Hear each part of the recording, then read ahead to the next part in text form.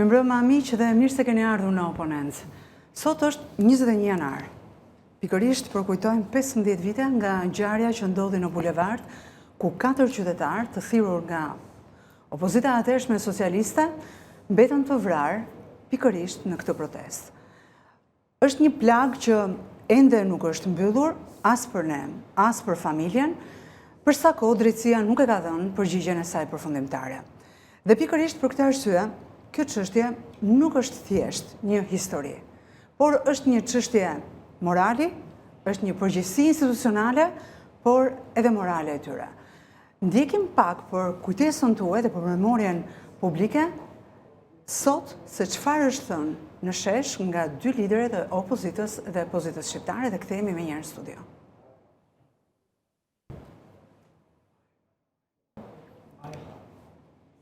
Vetëm pak minuta. Pak sekonda. Pak sekonda. Gjithsesi, para se të filloj mirëmbrëma, para se të filloj regjia që të vendosi sinkronet, të duket ty sikur kjo është tallja më e madhe, ky 15 vjetori është tallja më e madhe që është bërë ndonjëherë me gjakun e dëshmorëve, le t'i quajmë dëshmorë, sepse ai lloj organizimi ishte kundër një video e cila prezumoi që një ish zyrtar i lartë i shtetit kishte përfituar para korruptive. A kupton? Dhe kemi bilancin me 4 të vdekur. Kemi bilancin që vajza e një prej viktimave ka vazhduar juridikum për t'i dhënë drejtësi apo për të marrë hakun e babës. Sot neve kemi parë lloj allizhverishesh politike, si nga njëri kamp, si nga kampi tjetër. Kampi që është në pushtet ka atë imazhin simbolikën neokomuniste me ato lulkuqet me lulet në dorë shkojnë. Karafilat, po, më thënë, këta sillen si Ministria e Opozitës. Në fakt, jo më kot doja që ta hapnim këtë debat sot, këtë emision sot të Oponents, pikërisht me sinkronet e tyre, dy protagonistëve ose njerëzve më protagonistë të kësaj historie. Dihet shumë mirë që 21 janari nuk është thjesht një çështje proteste, është një çështje e cila u thirr aty nga politika për një skandal të politikës dhe përgjegjësit, sigurisht, sipas Strasburgut, që themi është një nga gjykatat e cila në fund të fundit shqyrtojnë të drejtën qytetare, është një krim shtetëror. Pra kërkon ndëshkim të përgjegjësve politik në ngjarjen e 21 janarit. Po ka vetëm një problem këtu, se të betohem, kur e kemi trajtuar sot, që po e trajtojmë sot, që do ta trajtojmë sot edhe me të ftuarit tan, mua më ka ardhur zor. E di pse më vjen zor? Më vjen zor që ti dal me figurë, me zë, disa qytetarëve, të cilët familjarë mbi të gjitha, që e di sa shpenda dhe andoena kanë dëgjuar gjatë gjithë jetës tyre. Dhe neve nuk kemi bërë një emision apo nuk kemi bërë një kërkim. Okej, u vran këta, u dhan gjaku për të hequr të krim shtetëror, banditeske, bla bla bla. Si po jetojnë këta familjarët e këtyre viktimave? Ka një shtys, ka një ndim nga shteti, ka një privilegj? Më thënë, ti si gazetare kronikës, a ke menduar, më thënë, të ka shkuar në përmend ta bësh një lloj pyetje se ti je e terrenit. Shkosh e ti intervistosh këta, të lloj familjarësh.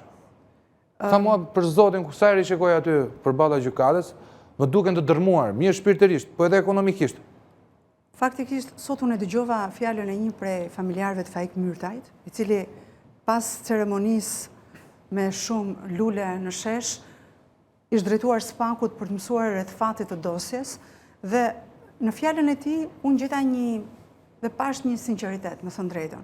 Një sinqeritet i cili zhvishej nga të gjitha konotacionet politike, pash një njeri që vazhdonte të shpresonte dhe të kërkonte drejtësinë, dhe thoshte që po drejtësia më në fund po e thotë dhe po e bën punën e saj, por në këto vite unë kam qenë një nga gazetarët që kam qenë në vendngjarje shpend, kam qenë aty pikërisht në shesh, pavarësisht se drejtuesi i medias ku unë punoja kërkoi që grupi xhirimit të largohej menjëherë sapo pa trazirat dhe rrëmujat që po ndodhin në shesh, për të siguruar jetën tonë mbi të gjitha, por unë qëndrova aty dhe pash një turm të acaruar e cila vraponte drejt portave të kryeministrisë, por në fundit nuk dija arsyeja pse. Dhe nëse unë kam hezituar të shkoj tek familjarët për të pyetur se çfarë ata presin, se në fundit vetëm kaq mund të pyesësh. Jo, nuk mund t'i pyesësh kaq o Andoena. Çfarë presim? Se okej, presim drejtësime, dhe neve që nuk kemi familjarët e atyre viktimave, edhe unë pres drejtësinë, Ti sepse mendon nesër që pas nesër. familjarët nuk janë manipuluar Po politikisht? dashur, nesër pas nesër, nuk e di këtë, do ta diskutoj pak 30 sekonda më vonë, po unë di diçka. Nesër pas nesër, si po vete puna e situatës politike, do detyrojmë edhe ne të dy të dalim në një protest, e cila në fillim niset paqësore, po mund të agravoj rrugës. Tani, unë nuk dua të ha një plumbë atje, ose të ha plumbin qofse të vjen na pushton Serbi dhe Greku, po mos të ha plumbin kundër qeverisë time.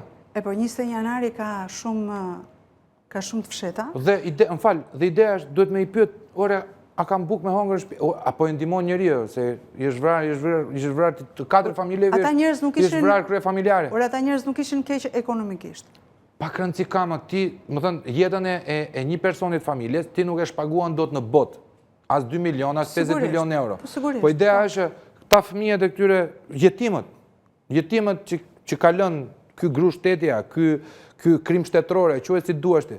Po merr shteti me këta apo bën vetëm fasada? Sepse ne sot, jo më para se 1 orë apo 2 orë, në News 24 ekskluzivisht, kemi parë që Edi Rama ditën vajton për 21 janarin, në darkë na pret Xhared, shokun ton Xhared, bashkë me Ivankën. Bën biznes. Pra, e kupton çfarë ndodh këtu? Hajde qajmë së bashku paradite, është bërë politika e Ramës, është bërë si protesta opozitës. Politika e këtyre është hajde qajmë së bashku për një krim që është bërë, po i është faturuar atyre, dhe protestat e opozitës na dëgjoni juve, mblidhen juve që të flasim neve. Në fund ditët çfarë bën të dyja e vrin në ujë. 15 vjet pa shpresë, 21 janari, 15 vjet opozita e dërmuar. Në fund ditës kush e ka dëmin kolateral më të madh neve, qytetarët? Gjykatat grop, politika grop, ekonomia kësaj dhe grop. Tani ti çfarë pret kur në një vend dhe në një kohë kur fjala keq përdoret, kur opinionet ngatrohen me interesa, kur zhurma tenton të mbulojë thelbin, kur detyra jonë si gazetar në fundit është që të qëndrojmë tek faktet dhe tek pyetjet e vërteta. Po dëgjojmë sinkronet e 2 liderëve tanë dhe pastaj kthehemi në studio me Shpendgashin.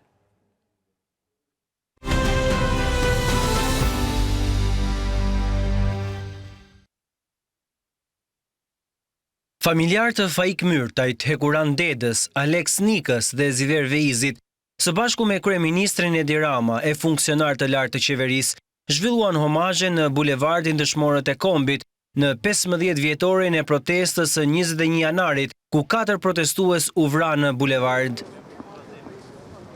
Kryesocialisti Edi Rama u tregua jashtë përmes PAK, ku tha se prokuroria e posaçme do quhet drejtësi e vjetër sa kohë nuk po zbardh ngjarjen e rënë të 15 viteve më parë. Deri kur drejtësia e re nuk do ketë bërë gjyqin e vërtet të 20 janarit, ajo do të jetë një drejtësi gjithmonë e më e vjetër.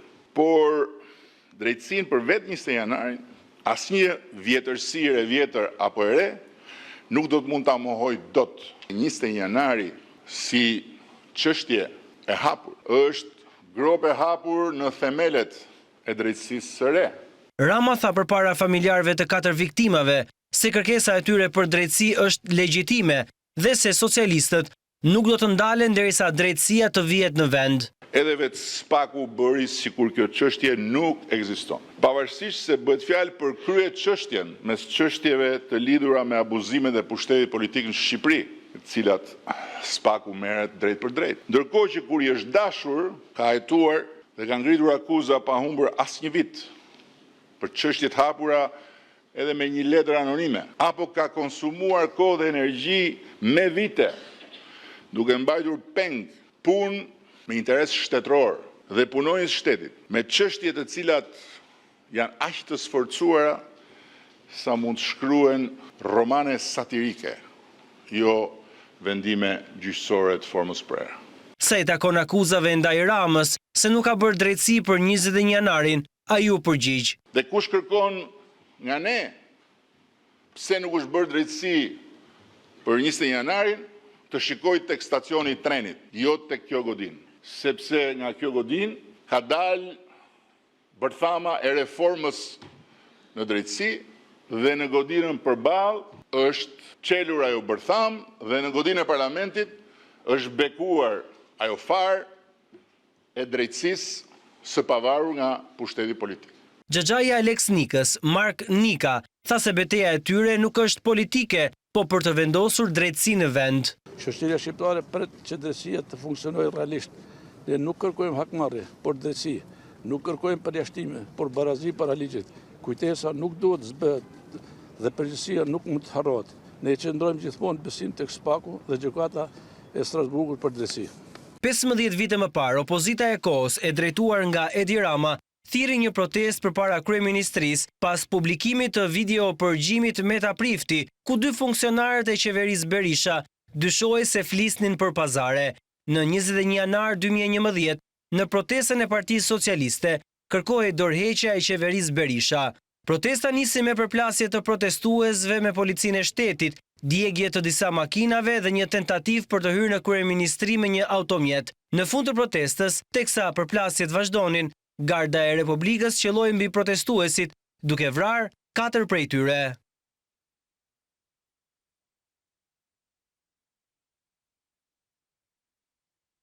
Kreu i Partisë Demokratike edhe pas 15 vitesh nga ngjarja e rëndë e 21 janarit 2011, thot se përgjegjës për ngjarjen e rëndë është Edi Rama, i cili nxiti dhe manipuloi video përgjimin Meta Prifti. Sipas tij, protesta ishte më e dhunshmja dhe reagimi i Gardës ishte respektimi i ligjit. Kam shkuar dhe në prokurori dhe kam dëshmuar për këtë ngjarje, e cila ishte protesta më e dhunshme në historinë e vendit, ishte protesta e paralajmëruar e Edi Ramës, pranos zgjidhjen politike më thot mua, ose do kalohet mbi kufoma. Lotët që derdh janë lotët e krokodilit. Edi Rama i solli ata si mish për top për pushtetin e tij. Garda qelloi në kushtet të ligjit. Garda ka zbatur ligjin. Sigurisht është ngjarje fatkeqe shumë. Dhe unë kam kërkuar që atë natë hetim ndërkombëtar. Sali Berisha komentoi ftesën e presidentit amerikan Donald Trump për Shqipërinë në Bordin e Paqes. Bordi i Paqes, siç me sa di unë, ja është përnda ftesa për shumë vende. Presidenti Trump aty ka ftuar vende. Në Shqipëri, shefi i ekzekutivit nuk është presidenti, është ceremonial presidenti. Ceremonial. Kështu që ftesa në këtë rast, sepse ka probleme ekzekutive, i takon kryetarit të qeverisë. Duke komentuar aktualitetin politik, Berisha lëshoi një sër akuzash ndaj të gjitha institucioneve të drejtësisë, që sipas tij kanë mbrojtur gjyqtarin e GKK-s, Irena Gjoka, nga publikimi i dënimeve që ajo ka pasur në shtetin grek. Irena Gjoka ka vendim penal në Greqi, si falsifikatore, si dhe 2 dëbime nga shteti fqinj dhe zona Schengen. Ajo është një falsifikatore certifikuar, me vendim gjyqësor, vepër për të cilën është dënuar me burg si falsifikatore, më pas të konvertuar në gjobë. Ky vendim penal ka marrë formë të prerë. Ajo nuk ka raportuar dënimet e veta pranë KLG-s, siç kërkohen në ligjin 96/2016 për statusin e gjyqtarëve dhe prokurorëve të Republikës së Shqipërisë. Lideri i Demokratëve thot se Edi Rama është pengi Belinda Ballukut dhe për këtë arsye ai ka bllokuar heqjen e imunitetit të zëvendës kryeministres. Fati Edi Ramës në galloshët e Lubi Ballukut. Fati Edi Ramës përcaktohet tërësisht nga Lubi Balluku dhe kjo ka krijuar një situatë të paimagjinueshme, një presion të gjithanshëm banditesk publik-privat ndaj gjykatës kushtetuese. Edi Rama kërkon me çdo kusht të mbrojë Lubin, mbasi ajo çdo ditë i betohet që në krah do të kem ty në qoftë se më lëshon. Akti i fundit i saj kërkon largimin e menjëhershëm të Spiropalit nga detyra e ministrës jashtme, sepse sipas saj ajo po ha ndarra pas shpine.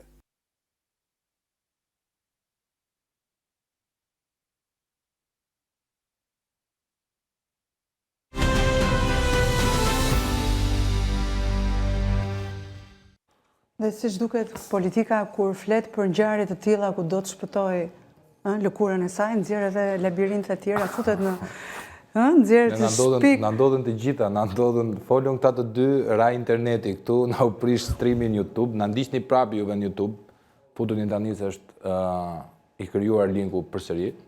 Kemi shumë të rëndësishme Kur flasim peshat e mëdha, ne të tjerët trembemi. Nuk e di unë ta thash, të flasësh për 21 janarin, edhe unë që nuk jam fare pjesë e 21 janarit, dihem fajtor se asnjëri s'po jep zgjidhje, ditë flasin sikur din gjithçka, po në fund ditës raporti është 4 të vdekur, bilanci është 4 të vdekur, fëmijë që qajnë, gra që qajnë për burrat e tyre, familje shkatruara. Dhe neve hajde bëjmë teatr sa duhesh ti. Po ky teatr zgjat 15 vite. Po ka zgjatur 15 vite pa drejtësi edhe jo penalitet. Më thënë, gjithë janë fajtorë ose gjithë janë pafajshëm. Dgjoj, farsa ekziston dhe para një viti, një nga prokurorët e çështjes kërkoi rekursi të prishet në gjykatën e lartë dhe të rrezohet dhe të mbyllet çështja. Për çfarë arsyesh mendon? Sigurisht që për arsye politike. Gjykata e lartë, e pushoi çështjen. Pra ishte vullneti i familjarëve të viktimave që çuan deri në gjykatën e Strasburgut një proces i cili mbi të gjitha kishte thelb lirit dhe të drejtën individuale të njeriut. Siç është ajo dhe mbrojtja e jetës. Dhe duke u nisur nga ky proces, arritën që spaku, me hir apo me pahir, se ishte për gjykatat tona, s'kishte për të bërë asgjë, me hir apo me pahir të hapi një proces edhe të marri një direktiv e cila vinte nga ndërkombëtarët, pra nga gjykata e Strasburgut, e cila thoshte dënimin e përgjegjësve të krimit shtetëror. Tani, edhe pse këtë duhet ta ndaj me publikun, ditë të fundit kam qenë subjekt interpretimesh edhe sulmesh për deklarate të mia, dua ta nis këtë emision edhe duke riafirmuar diçka shumë të rëndësishme dhe shumë thjesht. Ky emision nuk është në shërbim të askujt. Ky emision, Opponents, i shërben publikut dhe interesit të tij për t'u informuar.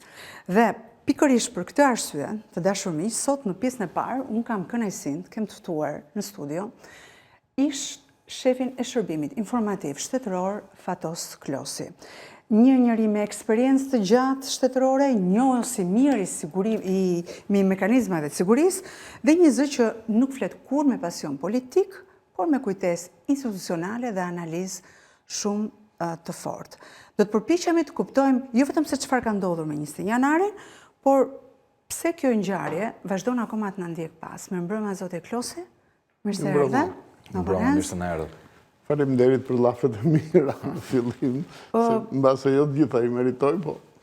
Zotë Klosi, ne bashkë jemi këtu e 27 vite. Kështu që nuk ka vend për keq interpretim në fjalët e mia dhe prezantimin tim, pasi ju e meritoni këtë profesor. Diçka duhet korrigjoj. Për çau ta, vërtet janë vratur 4 vetë, janë të vdekur. Ka 70 sa të plagosur. Po që s'ka folur asnjë. Gjuajtur nga 70 metra larg, se aq është distanca, asnjë shans s'ka qenë që kanë marrë nishan, domethënë. Mund të ishin vrarë shumë, fati që është vetëm kaq. Të plagosur fare mirë mund të, pra është gjuajtur mbi turmën. Më thënë, me qenë se dolëm direkt në temë, ka një mekanizm juve, unë shërbimin sekret, ndryshe nga konotacioni negativ që mentaliteti shqiptari pas monizmit etiketon negativisht, unë e shikoj si patriot. Ti jesh pjesëtar i shërbimit informativ shqiptar, ose të çdo inteligencë tjetër, je krye patrioti. Faleminderit. Ta them sinqerisht. Jo më sinqerisht. Do të them pas presidentit e falenderoj sinqerisht.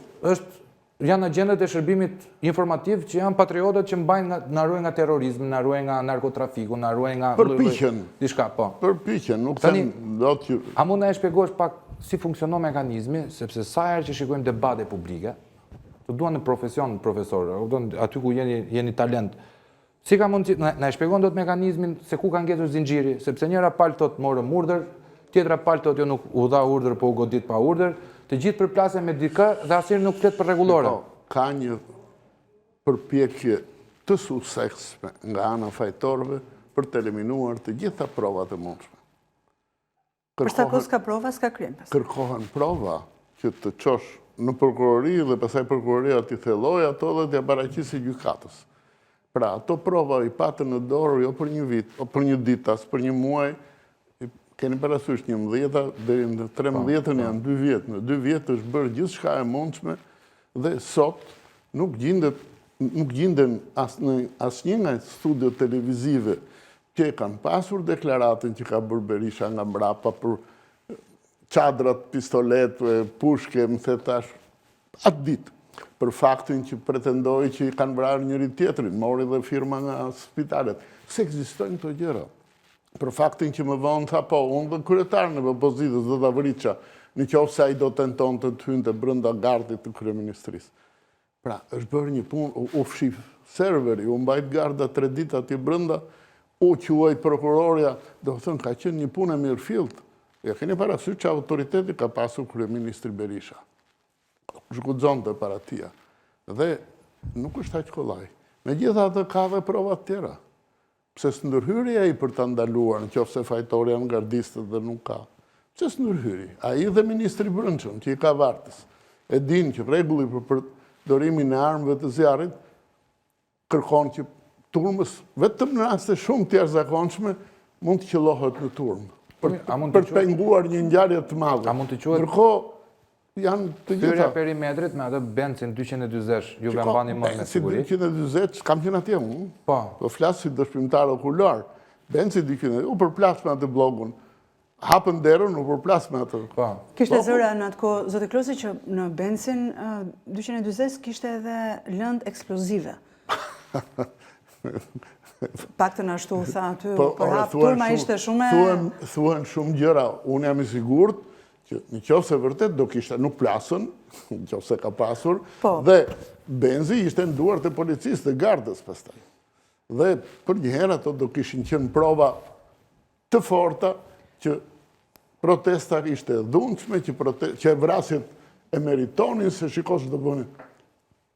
Kanë vetur në nivel llafës. Unë se kam dhja sot e dëgjova, për herë parë që Benzi kishte brenda dinamit. Po, në atë kohë, do më thënë, ishim gazetarë aty dhe pse ti beson që nuk do kish dalë ky problem dhe nuk do... Të paktën do kishte shpërthyer, nëse do kishte. Shpërthyer, nuk shpërthen dhe Benzi po se shpërthyer. Në momentin e përplasjes së makinës. Jo. Po në një situatë si kjo e 21 janari, zoti Klosi, a veprojnë strukturat e sigurisë spontanisht, apo se i qëndrojë se që thot Shpendi, apo si pas një zinxhiri të qartë komandues? Shiko. Dhe më thënë, nëse po, çfarë do thot kjo për përgjegjësinë reale që kam pas? Shiko, protesta ishte një protest e programuar me kohë. Është e vërtet që u tha që përpara që protesta këtë radhë nuk do ishte si të mëparshmet. Pse i mbaj mend protestat, unë kam marrë pjesë në ato protesta që kanë qenë të qeta. Demonstrim. Pallafe, demonstrim kanë vajtur deri ke sheshi Nën Tereza dhe janë fshirë. Për këtë rast u tha që do ishte. Dhe pati një grup të rish që ishin përballë piramidës, që u futën dhe ju pashte fotografi që kishin nxjerr, që dojnë 2 vetura. Ka qenë pjesë tjetër. Unë kam qenë përballë kryeministrisë. U fillua shumë rënd me provokimin e. Këto janë prova për mua, unë kam bërë analizën time dhe po donin... Provokoj turma apo provokoj policia? Provokoj turma apo provokoj policia? Policia. Do më thënë, policia provokoj turma. Filloj topi i ujit pa filluar tamam protesta, unë kam qenë atje. Filloj gazi akoma pa... Për të shpërndar? Për të shpërndar njerëzit. Dhe e ndjem veten keq. Pastaj, nuk u kalua kur gardi i policisë. Hoqen ato shkopat, i hoqen pankartat, me ato luftuan me policët. Pastaj ndodhi një tjetër provokim. Policia iku, u fut brenda gardit. Njerëzit arritën të hypin dhe mbi gardë. Dhe asnjëri nuk tentoi të kalonte, se aty kishte policë pafund. Bile, ata që njëherë filluan dhe muhabetet me njëri tjetrin, kam qenë, thash, ngjitur. Do të thonë, një situatë që gati krijoi idenë që ore, hajdeni. Dhe unë jam i bindur, është opinion, nuk kam prova për këtu, që pritesh, për shkak se ishte thënë që protesta do ishte një çike ashpër, jo si herë të tjera, pritesh që të trajtohesh si provokim dhe të ndodhë ajo që ndodhi. Po si mund ta shmangte për shembull, juve që jeni ekspert i situatës. Alternative përdorimit të armëve. Në qoftë se je kryetari i Shërbimit Informativ Shqipërisë, ke informacione të kualifikuara profesor që të bëjnë të duash apo mos duash të bëjnë ekspert, apo? Gjithë tjetër të kesh informacionin dhe gjithë tjetër të administrosh një protest. Ke qëndruar në tavolinë me ekspertët më të mirë të mundshëm që ka Shqipëria. Në qoftë se juve do ishit në vend të Sali Berishës kryeministër, jo t'jeni Sali Berisha, se mbase më ta merr edhe pro vendim, po t'ishit në vend të zotit Sali Berisha, si juve do ta shmangnit këtë lloj bilanci lufte për të dalë i pastër? Ashtu si që shmang sot policia. Si? Kanë nxjerrë policia edhe një gardë grash, që ke një provë që ke e vështirë. Po. Dhe sprovë. nuk ndodhi asgjë. Sprovë, po. Nuk është muri i kryeministrisë, sot është trotuar. Po. Dhe rigardi i policisë, kapen ata me njëri tjetrin, policët fort, kanë dhe një tjetër mbrapa dhe një tjetër janë për treshe në përgjithësi, dhe nuk kanë qarë dot. Kanë hedhur molotov, s'ndodhi atë ditë asgjë e tillë. Kanë hedhur molotov dhe kanë djegur derën praktikisht. Ata njerëzit e sigurisë kanë vajtur, janë përpjekur të shuajnë zjarrin. Pra, nuk është se s'ka ndodhur, ka eksperiencë për këtë punë. Nuk është vrarë njeri përveç në atë rast. Ka ndodhur protesta në Shqipëri pa fund. Edhe kur ishte Berisha kryeministër, edhe tani që është në opozitë. Dhe kjo ka qenë një rast shumë i veçantë. A ishte një protestë e thirrur për gjak, apo ishte një protestë e thirrur për një akt korruptiv? Se unë kam një pyetje nga pikpamja e sigurisë shtetërore, a kishte alternativa për përdorimin e armëve për të anashkaluar këto? Ta them unë. Po. Pra, të paktën unë e di nga gjithë partnerët tanë ndërkombëtar, në gjithë atë periudhë, duke filluar që nga 96 e deri mbas 11-s. Ideja e tyre ishte që në Shqipëri është më e rëndësishme siguria se sa demokracia. Me qenë se demokracia kërkon kohë të piqet, do të demokratizohet populli një herë pas të bashkë me të dhe pushteti e më të tharë. Ndërkohë që siguria të bën gjë më brenda ditës, si që bëri. Kështu që vëmendja e tyre gjithmonë ka qenë tek siguria. U mbrojtën institucionet apo individët? U mbrojt institucioni apo u mbrojtën individët brenda institucionit? Sigurin e siguron shteti dhe e siguron nëpërmjet veprimeve që bën për të parandaluar, kjo është kryesore. Pastaj nëse ndodhin ngjarje, natyrisht duhet sillet në mënyrë të arsyeshme, në mënyrë që dëmët jenë sa më të vogla. Dhe kjo doli si problem atëherë kur Fatostano iku në Maqedoni dhe që një problem që u diskutua gjërësisht. Unë e di që Berisha e dinte këtë gjë. E dinte që do... Që siguria është më e rëndësishme se drejtësia. Se drejtësia. Dhe shpresoj, tani po flas, jo pa prova, po një analizë e imja, po besoj që është e drejtë. Shpresoj që kishte një rast për të tregonte që ai ishte njeriu që mund ta bënte zap turmën, qoftë dhe duke vrarë. Se në rastin e Fatostanos, porosia e gjithë botës që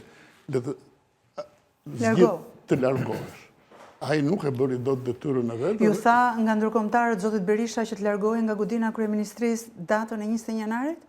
Dhe nuk e bëri? Absolutisht jo. Se di këtë rast. Më përpara që ka ndodhur. Kam një pyetje logjike. Tani ai duke ditur që protesta mund të ishin çike dhunshme, e quajti rastin më të mirë që ai të tregonte që ai është që e siguron sigurinë në këtë vend.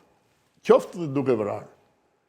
Prandaj them, ndodhen aq shumë ngjarje atë ditë, kam qenë atje, të gjitha të çuditshme që është e mundur gjuhet me armë kur protesta kishte mbaruar. Ati ju duk se po ikte koha për ta bërë planin e vetë dhe gjujti atëherë kur ishte shumë e qartë që... Tani, të tre neve, po shumë njerëz tjerë të ndriçuar, e din që kjo është gafa më e madhe e strategjisë politike të Sali Berishës, që do t'i kushtonte pikë shumë të ndan PR. Ka bërë shumë gafa ai. Ky është e fundit fare, pra, ju vendos damka. Në 97 ai urdhroi vendet kimike ai urdhroi pilotët që të bombardonin, nuk janë gjërat më afare. Nuk është vetëm e Berishës kjo. Kjo ishte një rast që ai ishte në pushtet dhe s'kishte nevojë ta bënte. Po, jo, pyetja ime është pse do duhet i jepte pikë politike Edi Ramës. Domethënë duke ditur që ai kishte marrë informacione që do bëje dhunshme. Ishte tjetër kohë. Tani e mendojmë ne kështu që pse duhet i jepte pikë Edi Ramës. Në atë kohë ishte për detyrë e tij, e quante ai detyrë, të jepte një rast për treguar që ai ishte ai që e siguron të sigurin, ai që e bënte zap këtë popull, është përdorur kjo fjalë. Ose, sipas zotit Berisha, është ai që nuk e lë institucionin, se një turm njerëzish ka dalur në shesh dhe kërkon largimin e tij. Ai po shpreson të thash unë që protestat ishte më e dhunshme dhe kishte planifikuar këtë. Dhe fakti që garda filloi të qellojë mbi njerëzit, jo kur ishte kulmi i protestës, po kur protesta praktikisht kishte mbaruar, tregon që ai u trëm që ai plan që kishte bërë s'do bëhesh dot, edhe gjuajt. Mendojeni. Jo, në rastet të tilla shteti duhet të Kjo është analizë, nuk është se unë kam. Apo individët. Të gjitha ato që ndodhen. Po të kishit prova, do të kishit çuar patjetër në SPAK për se si patriot na bënin nder, na hiqni vrasit nga shoqëria. SPAK-u ka prova, të paktën provën e madhe që nëse vërtet Berisha nuk, se ai edhe sonde e tha, ju e dhatë me siguri, që po, ata bën detyrën, pse se protesta ishte e dhuntë. Ju po thoni, ata bën detyrën, prezumohet që urdhrit jetë dënë dhe kanë zbatuar një urdhër, se po tjetë, si godet garda. Po tjetë për ushtarakët e dinë shumë mirë se kur qëllohet dhe kur nuk qëllohet. Kanë regulore numër 1 ata. Ata që janë të armatosur e dinë kur kanë të drejtë të qëllojnë dhe kur jo. Dhe në atë regulore thuhet që mbi turmën, vetëm në raste fare të jashtëzakonshme, mund të qëllohet. Do më thonë vetëm kur ke armë zjarre që të rrezikojnë jetën ty? Jo, kur po. Në turmë ka armë që po rrezikojnë atë që ke për detyrë të mbrohet. Do të thonë njerëz, jo godinë, se godina... Institucioni është njeriu, jo godina. Ata njerëz që duhen mbrojtur nga garda. Në qoftë se qëllohet mbi ta, atëherë për qëllohet dhe mbi turmë. Po e bëj unë komentin, nuk kam i sigurt për këtë punë. Por, dhe ata nuk do ta bënin kurrë, se e din që dënohet. Pra, dhe kush kishte zotësin, po themi, që t'jepte një urdhër për qëlluar mbi turmën, vetëm ai. As ministri i Brendshëm, dhe dim që s'është tipi tillë, dhe them është e programuar me qenë se i mbajti gardistë 3 ditë brenda kryeministrisë. Që ata mos komunikonin me shtypin, që mos thuhesh asgjë, të sqaroheshin gjitha brenda tyre se ç'a do thonin, si do pretendonin, në më thetash. A ka fuqinë kryeministër ta bëjë këtë? Ai i pagoi ata njerëz nga mbrapa. Ai dekoroi 3-4 punonjësit kryesor. Zoti Nano i emëroi për kryetar bashkie? Zoti Rama e çoi kryetar bashkie, po, një nga gardistët që e ka premtuar të jetë zgjidhje. Se këtu, shikoj, po profesor, ne hapëm fillim, është e dhimbshme, të betojmë është e dhimbshme që na duhet në çdo 21 janar me i dalë qytetarëve para edhe me i thënë që edhe këtë vit nuk e zgjidhëm. Ky është tjetër problem pastaj. Ne po flasim gjë këtu për ata opinionin ton, se timin, jo tuaj, unë po flas për opinionin tim se si ndodhi ngjarja dhe kush e ka përgjegjësinë. Pastaj, pse ne mblidhemi çdo janar është problemi i defekteve të drejtësisë. Ne po shpresojmë, kemi 6 vjet që po shpresojmë që sistemi i ri i drejtësisë ta tregoj veten që është i pavarur, që ai vërtet lufton për të dhënë drejtësi në këtë vend. Ka ndodhur ngjarje të mëdha, një arrestim shtëpie i Berishës, ish presidenti Ilir Meta është brenda, kryetari i bashkisë. Janë gjëra që janë të qarta dhe kanë bërë përshtypje. Në këtë problem, sistemi i drejtësisë edhe sot, edhe SPAK-u ka qenë i detyruar. SPAK-u e ka mohuar një herë që të pranojë që të merret me këtë punë. Po, pra, po. U bë Strasburgu, që SPAK-u... Atë tham. Po juve ju kanë kërkuar zoti Klosi të dëshmoni? Si ish zyrtari i lartë i shërbimit informativ se në fundit. Për këtë rast. Cili është funksioni i shishit në këtë lloj ngjarjesh? Pra, se kemi parë dosjen e Akshit, një pjesë dërmuese e agjentëve të shishit të përdorur për vendosje gjoba për gjitha merata. Kupton? Tash kur na bie edhe mekanizmi që na mban të gjithë undergroundin, na bien edhe kompromentohet. Tani, oke, këta kam marrë serverat, i kam fshirë, i kam bajtur Berisha 3 ditë gardistët. Ta gjendët që japin informacion për shtetin, jo për kryeministrin, që janë njerëzit e kryeministrit, po njerëzit e shtetit. A ka në një gjë që të thojnë nesër në SPAK që të jaku e ke, zotëri? Si që ishte garda pjesë e qeverisjes së zotit Berisha, ishte dhe policia natyrisht më pak e besuar se sa garda, ishte edhe shërbimi pjesë e të njëjtit sistem. Që pretendon ti që shërbimi të dalë ndryshe nga policia e kohës, nga garda e kohës, ky është shteti. Qofse institucionet që kanë të njëjtën detyrë, sigurinë e vendit, do fillojnë të krijojnë konflikte me njëri tjetrin, nuk e bën dot shërbimi këtë gjë. Shërbimi nuk punon dot kundra qeverisë vet. Nuk punon dot kundër qeverisë. Shërbimi është pjesë e ekzekutivit. Ka shef të madh kryeministrin e vendit. Po. Dhe po ju them një gjë, shërbimi nuk ekziston, për mua, quhet që se ekziston nëse kryeministri i vendit nuk e dëgjon. Nëse kryeministri i vendit nuk kërkon informacion për ti për këtë vendos prioritetet. Normalisht prioritetet e punës shërbimit çdo vit i vendos kryeministri i vendit. Sa mbaj mendun, kryeministri i vendit nuk e porosi që merruni se kush e bëri këtë, kush e bëri atë brenda shtetit. Kjo është e gabuar, them unë, të mendohet. Unë kam qenë kundra që shiku të merret me institucionet e shtetit. Është e paarsyeshme. Shiku duhet merret me kundërshtarët e këtij vendi. Me ata që e dëmtojnë me krimin organizuar, me trafiqet, me terrorizmin. Profesor, po kur pushtuesi është venda, si t'ja bëjmë? Shiko, nuk mund të shpresosh tash, shiku është aq vulnerabël sa po se dëgjoj kryeministrin, po them nuk ekziston. E ka me detyrë të informoj kryeministrin dhe presidentin, po kryeministrin si institucion që merr vendime mbi bazën e informacioneve. Në 21 janar, punojës të shërbimit informativ, ju do ma thoni më sakt, unë i kam parë me sytë e mi, kanë qënë brënda kullave binjake dhe rini në katët e lartme ku filmonin dhe fotografonin çdo gjë. A ka pas punën shërbimit? Nuk kanë qënë për të gjetur kush janë fajtorët. Jo, kanë qënë për të mbajtur kanë shpresuar të gjejnë prova që protestuesit ishin të ashpër, që protestuesit të përdoreshin më vonë. Nuk i përdorën dot. Nuk kishin dalë ata për të parë se kush ka faj e kush nuk ka faj. Punonjësit e shërbimit kanë dalë, jam i sigurt, me urdhër të kryeministrit, në mënyrë që të shohin, të fotografojnë, të materializojnë çdo gjë që mund të ishte në shërbim të tij, të filozofisë të tij, jo për drejtësi. Nuk është organ i ekzekutivit, ti shiko, prokuroria dhe gjykata që pretendohen që janë të pavarura dhe ç'a bën në gjithë trajtimin e procesit, i quajtën vrasje nga pakujdesia. Pra ato që pretendohen të jenë një nga shtyllat, një nga 3 shtyllat e shtetit demokratik, e pavarur nga ato. Shërbimi informativ është pjesë e ekzekutivit. Nuk punon ai kundra kryeministrit, kundra gardes, nuk e pranon njeri këtë informacion. Zoti Klosi, deri tani nuk çon shiku në prokurori institucionet shtetit. Nuk e çon. Bile nuk çon fare në prokurori, se prokuroria do pastaj dëshmimtar, prova, më se thash, dhe shiku nuk i nxjerr dot të gjëra. Shiku jep gjithë opinionet e veta për ngjarjet te kryeministri dhe nëse kryeministri delegon pastaj që po, kjo t'i shkoj prokurorisë, kjo t'i vej kësaj, a kësaj, siç ka ndodhur në kohën time, unë ja çoj edhe ministrave që kur flitesh për doganën, kur flitesh për trafiqet, më se dash. Zoti Meta e ka bërë, do ta bëni ju zoti Klosi?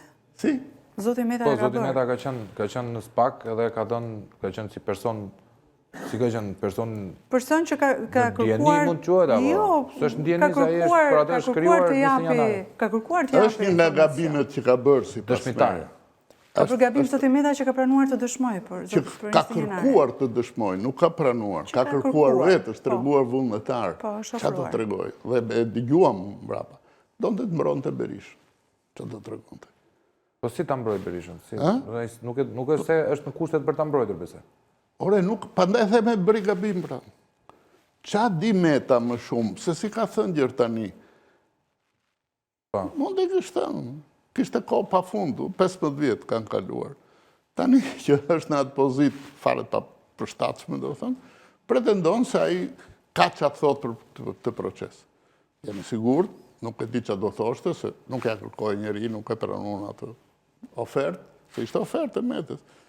Por, do dilte të thoshte që po dhe unë kam dëgjuar që protesta ishte shumë e rëndë, kështu që Se di, po bëjmë muhabet bëjmë para publikut. Aludime, po. Është e gabuar. Është e gabuar, do ta kishte thënë me kohë. Po Basha se këtu ka shumë aktor, se do kalojmë edhe Rama, po Qofse Basha ai se ka ndjen qenë ministri i vetëm brendshëm. në siklet, domethënë me qenë se pretendohet që protesta u bë për Në shkak emër të të ti, po, për shkak të video skandalit me zëvendës kryeministrin Gjermeta, Çfarë do thotë po. ai? Që protestuesit kishin të drejtë, jo, natyrisht ai do fakt. thotë që protestuesit u gënjyen nga shefat e tyre që dolën për një çështje timen për të protestuar. Në fakt, sot e Klosi ishte Partia Socialiste e cila vlerësoi që ky skandal, pra skandali me zotin Meta dhe zotin të ndjerin Dritan Prifti, duhet të trondiste shumë fort opinionin publik edhe mundësisht të rrëzonte pushtetin e kryeministrit zotit Berisha. Pra, thirrja e opozitës në atë kohë ishte një thirrje, le ta themi, nacionaliste, për të rrëzuar një pushtet të inkriminuar ku dy zëvendës kryeministri dhe kryeministri ishin në bashkëqeverisje. Unë tani nuk po them që unë di që këtu ka shumë gjëra që mund të thuhen edhe s'mund të thuhen. Po ju si kryetari i shërbimit informativ, duke u nisur nga deklaratat e zotit Berisha 2 ditë para 21 janarit, i cili thoshte, do ketë protestues me çadra, me armë, do ketë eksploziv, do ketë vrasje, do ketë kështu, do ketë ashtu. Ky informacion, a ka kaluar në zyrat e shërbimit, apo jo? Nuk di ta them. Jo. Ka kaluar apo s'ka kaluar. Unë di këtë që Berisha shpif pa siklet fare, pa ja thënë as kërkush. E kam parë në kurrizin tim, me që doni prova, këtu mund t'ja prova pa fund. Është bërë një komision parlamentar për të analizuar punën e Shikut në kohën që kam qenë unë kryetari i tij. Dhe ka vazhduar goxha kohë. Dhe një ditë erdhi dhe Berisha të dëshmonte. Po ju betohen, publikut e juve, që të gjitha argumentet, 3 orë foli, kundra veprimtarisë së Shikut, tregoi që të gjitha prapësirat që bëheshin në këtë vend ishin të Shikut, e ngatërroi me kohën kur ai Shikut i jepte detyra të tilla dhe populli e di më mirë se unë s'kam pësuar në gjë, po plot njerëz e kanë pësuar nga Shiku i kandidatës, dhe ai tha 3 orë rresht gjëra që janë absolutisht pavërteta. Dhe kërkoi që unë mos isha në sallë. Megjithatë, megjithëse isha i pandehurit dhe proceset parlamentar bëhen sipas rregullave të procedurës penale. Dhe u detyrova, nuk mu lejua të flas, se do t'i kërkoja. T'i jepte në një provë, në një, po fliste kundër me. Dhe pastaj, unë thash gazetarëve opinionin tim. Të gjitha ato që tha për 3 orë ishin të gjitha të pavërteta, por në mënyrë absolute, nga zerua, nuk ishte zmadhoi në një gjë e thanë që ndryshëm. Absolutisht kanë zerua. Sipas ti, unë isha shefi gjitha të hjeve që ndohen, trafikeve. Pra, mund të themi Pra, domethënë që nuk çuditem që Berisha dhe pa Shikun, se kjo për këtë arsye thash, edhe pa Shikun nuk kërkonte asgjë nga Shiku. Ai Shikun e ka përdorur herën e parë, e ka përdorur si institucion represioni, jo si institucion informacioni. E bëm ne. Shikun e kaluam në një institucion. Informacioni. Nuk kishte asnjë të drejtë ekzekutive, as të arrestonte, se Shiku parë kishte drejtën të arrestonte, të mbante një lloj si policia sot dhe si jetimi sot. Po, më dhunshëm. Pra, në atë kohë, kur ndodhi ngjarja në 11, Shiku nuk i kishte këto kompetenca dhe Berisha nuk priste informacione nga Shiku. E ka një tis, edhe unë... Unë e u thash, ishte një me zotin Rama e kam personale, edhe juve. Që juve... socialistët, në këtë rast, duke shfrytzuar historinë korrupsionit në një komponentet qeverisë që ishte LSI-a, donin bëni një protestë që më të fortë. Dhe unë them që Berisha, mbështetur të kjo, programoi që ai t'jepte një mesazh që ai nuk do t'ja di për këtë lloj protestash, që ai është për sigurinë në këtë vend, ai e siguron sigurinë, se janë dy fjalë të afërta. Ai siguron sigurinë. Qoftë edhe nëse detyrohet të vrasë. Kjo është e rënda. Kjo është e rënda. Të tjera të pasaj, diskutimi që kush e ka fajin, jo Edi Rama i çoi në protestë, ç'a bën protestuesit? Thash, ata të rritë atje u dogjën 2 makina. Ka ndodhur gjëra më të rënda në protesta. asnjë gjë për të qelluar. Tash ai desh të shfrytëzonte rastin nuk për janë të vrarë njerëz. dëshmuar para vendit, përpara socializmit dhe kryesisht përpara partnerëve ndërkombëtar, që është ai që meriton detyrën e kryeministrit, se ai e bën zap. Po me këtë lloj logjike i bie domethënë që ai tjeti preferuari i ndërkombëtarëve dhe nuk ka pse të ketë ka njerëz në Po bulevard. ndërkombëtarët e duan sigurinë, jo me vrasje, vëlla. Po tash Vrasje ndërkombëtarët natyrisht e kanë problem sigurinë, se mbani mend. po. Erdhën këtu në 97, nuk kam qenë bashkëkryetari i Komisionit Qendror të Zgjedhjeve, dhe në të gjitha qendrat e votimit në qershorin në 97-s, kishte nga një autoblind ushtrisë italiane. U rreshtuan ato blinda në bulevardin Dëshmorët e Kombit, për të treguar që të nesmen situata do ishte nën kontrollin e tyre dhe njerëzit kishin besim për të vajtur në votime. E bën italianët këtë gjë. Dhe një herë tjetër më kanë thënë, shiko, ne një gjë duam, që në Shqipëri mos ketë më nevojë që të vinë trupat huaja për të mbajtur qetësinë. Po. Se mbas atyre ngjarjeve unë shkova në Shik, dhe aty pastaj kishim marrëdhënie normale dhe diskutonin për sigurinë që është tek. Dhe këtë thamë, ne duam që ne mbështesim atë në heqës që... Zotë Klose, një pyetje. Shiku dje dhe shiku sot. Si? Shiku dje dhe shiku sot. Ha, Si e vlerësoni? sot nuk e di. A ka shik sot? Nga ta di. Shish, më saktë, Si puna, Shike tham kohë. një herë profesor të rjetën Shiko, profesor. Shiku, për mendimin tim është shik Shërbimi akoma. informativ shtetëror. Nuk është ndërruar emri. Është përdorur kohën e nano Majkos kjo gjë që të ndrohesh, ai dhe ngeli kështu se u qujt më arsyeshme. Po nuk kanë amendament për t'i ndruar emrin. Po kryesorja është kjo, që thash. Shiku, në nenin 1 të ligjit të tij thotë që puna e Shikut është sekret. Po. Dhe në Ka qoftë se ndarë dikush mburret që e di se ç'a bëhet në Shik, qoftë dhe unë, që kam qenë kryetar para 20 e ca vjetësh, domethënë unë se jam shumë larg asaj pune, Nëse nostalgji për punën tuaj e keni. gënjen. Do çdo njeri që mburret se di me ç'a bëhet Shiku gënjen, ose Shiku pastaj Pas ka dalë tigër për pas ka letra. dalë në bazar. Kështu që nuk kam që them atë, nuk e kritikoj dot. Unë kam pasur vrejtje, për emërime më thash gjëra të thjeshta fare, pastaj e parë që kërkush s'ma vartë edhe se zgjata më. Kërkush të vartë. Shikoja, profesor, kaluam nga padrejtësia, e shpjeguam, e zauruam.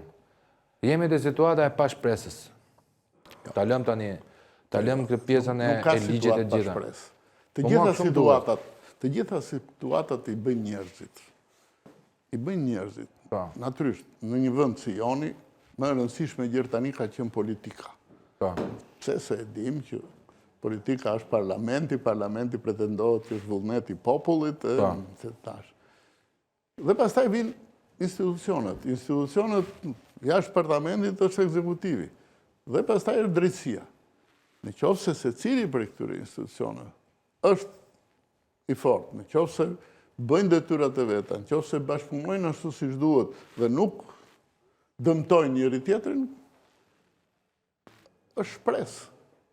Gjërë tani njëri nga institucionet që ishte drejtësia nuk ka funksionuar, ka qenë vartëse politikës. Ju dini që prokurorët dhe gjyqtarët emëroheshin nga presidenti. Presidenti ishte zgjedhur nga parlamenti.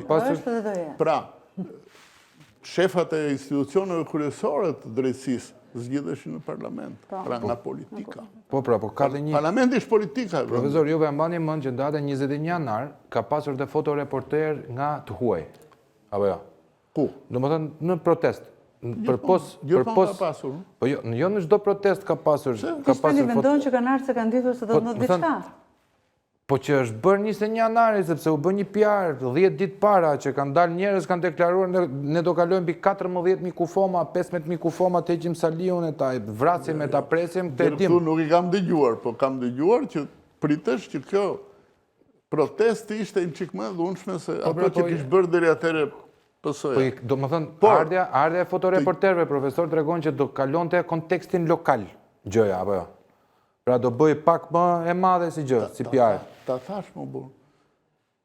Partnerët tanë ndërkombëtar Shqipërinë gjithmonë e kanë pasur problem. Ore, një gjë më kanë thënë, një gjë duam nga Shqipëria. Mos na detyroni të dërgojmë prapë ushtarë për të mbajtur qetësinë aty. Ky ka qenë, kohën që kam qenë unë shik, ishin shumë afër me 97-ën që ndodhi. Edhe me 98-ën, se dhe 98-a që edhe unë, u morë radio televizioni, u morë kryeministria, u morën të tëra. Pra që nga 96-a, qenë 3 vitet të vështira.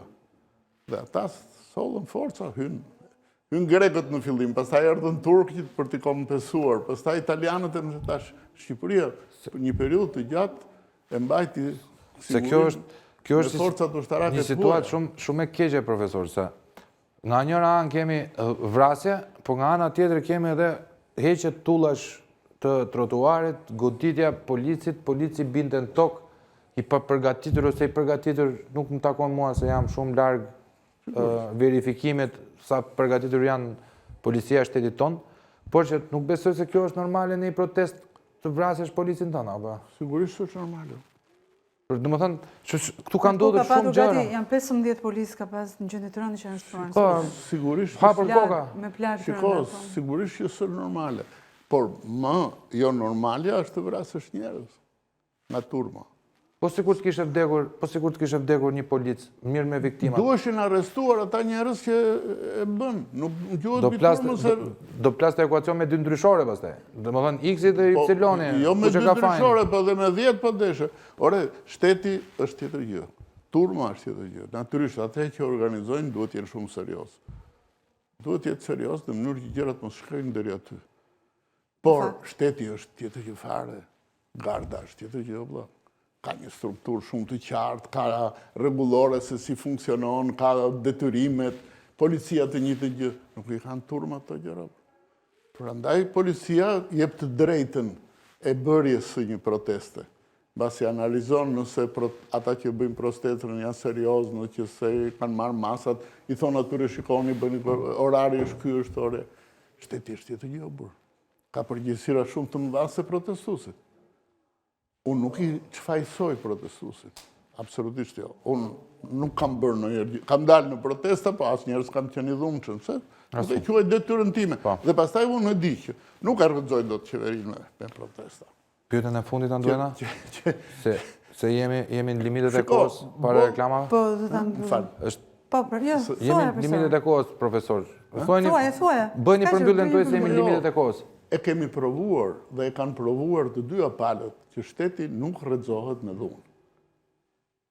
Është 14 shtatori. Në 14 shtator, unë kam qenë në shefi i shërbimit dhe e kam ndjekur me gjitha mundësit që kishim ne situatën minut për minut. Kur turma u drejtua drejt kryeministrisë, policia u zhduk. Ashtu ishte. Policia ishte e Berishës praktikisht në ato kohë. Nuk ishte bërë në ndryshim i madh, ishte ndryshuar ca shefat policisë, po policët ishin po ata.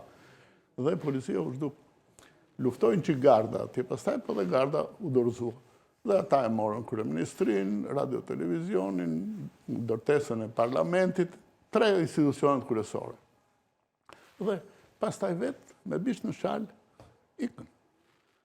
Ikën pse dikush i tha dhe këtë e di, por jeni vetë po nesër, i thanë Berisë. Si do e mbash vetën, kush je ti? Si do të mbash vetën?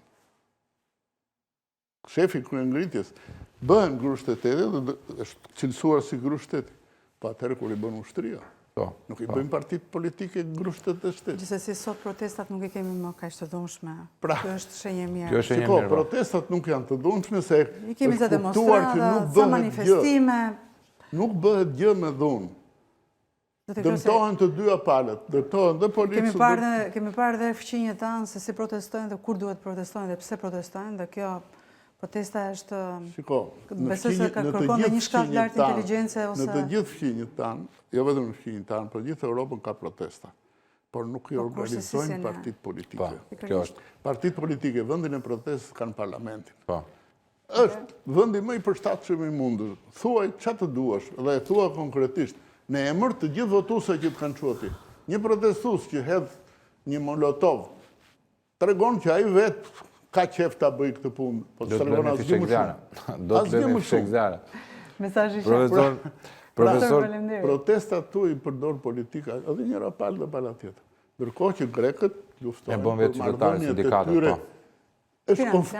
Është konflikt interesi. Protesta në Greqi, midis fermerëve dhe atyre që vën taksat mbi fermerë. Shumë e qartë. Kurse këtu nuk ka konflikt interesi vëlla. Këtu është tifozeri. Pra çfarë tregon që politika e ka konfliktin e interesit këtu. Pra politikanët nuk bëjnë politikë, po bëjnë luftë për interese. Profesor, të falenderojmë që ishit me neve, që u bët pjesë e diskutimit. U përpoqëm bënim diçka ndryshe nga akuza kundër akuza me u bët gjitholog, sigur ne dim emra gjyqtarësh e gjitha me radhë që marrin pjesë, nuk e dua të llogjoj se është i temë shumë e rëndë që më vjen zor para familjarëve të viktimave që ta shikojnë edhe të pakën neve mos tallemi me situatën, themi 5 opinionet tona si ka ndodhur. Nuk besoj se media është tallur. Media ka mbajtur dhe ndonjëherë qëndim pro një pale ose pro një pale tjetër. Dashur pa dashur përdorimi gjithë. Punë interesash janë dhe në media. Konflikt jo të gazetarëve konkret, po të shefave. Po, sakt. Mos harroni të dashur miq konfliktin e interesit, pra duhet jeni juve në konfliktin e interesit me shtetin, jo ata kundër atyre dhe të përdorini juve. Na ndiqni pas reklamave në News 24 me dy të ftuar tjerë me temën e shumë delikate kjo temë. Te një gjë shumë të drejtë në fund. Të falenderoj profesor. Mos u përdorni për interesat. Mos u përdor mjet. Se unë tash mbaruam? Jo, nuk kemi mbaruar. Na shihni pjesën tjetër se po marr komplimenta.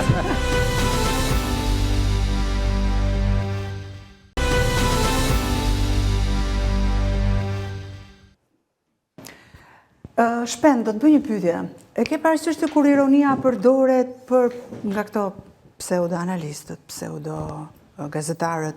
Nga bërë shumë pseudo, të më bërë të pyetje nga të bëj një pyetje ose nga ta që i shërbejnë pushtetit. Të duket kështu si një mjet retorik manipulues dhe jo kritik, që në fundit në këto kontekst ironia nuk është se i shërben të vërtetës, Tani. Por i shërben njërit apo tjetrit, apo thjesht për të sfurmuar diçka që luan për shkëmbët tona. Politika është arti i manipulimit të mendjes masës. E po mirë, po. Mbi këtë lloj postulatit të real politikës, unë analizoj gjithë politikën shqiptare dhe jo vetëm. Kështu që në politikë nuk flas fare për moral, unë flas për lojtarë më të zgjuar se sa të tjerët.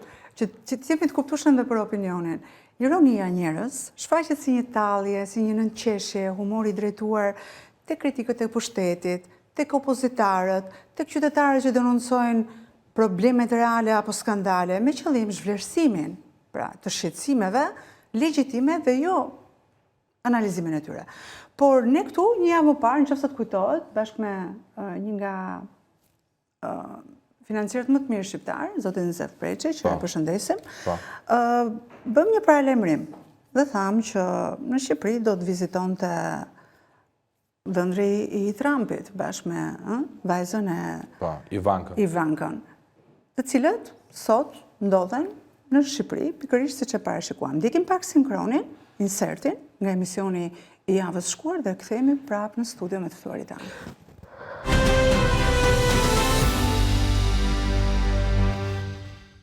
Llafet apo informacionet se në Shqipëri, mbas në datën 20, do të vi vajza e presidentit Trump në lidhje me një projekt shumë të madh që është ai i Sazanit. A lidhet kjo, a përkojnë këto dy data 20 dhe data 21 kur hyn në fuqi një ligj i tillë dhe a sanksionon kjo?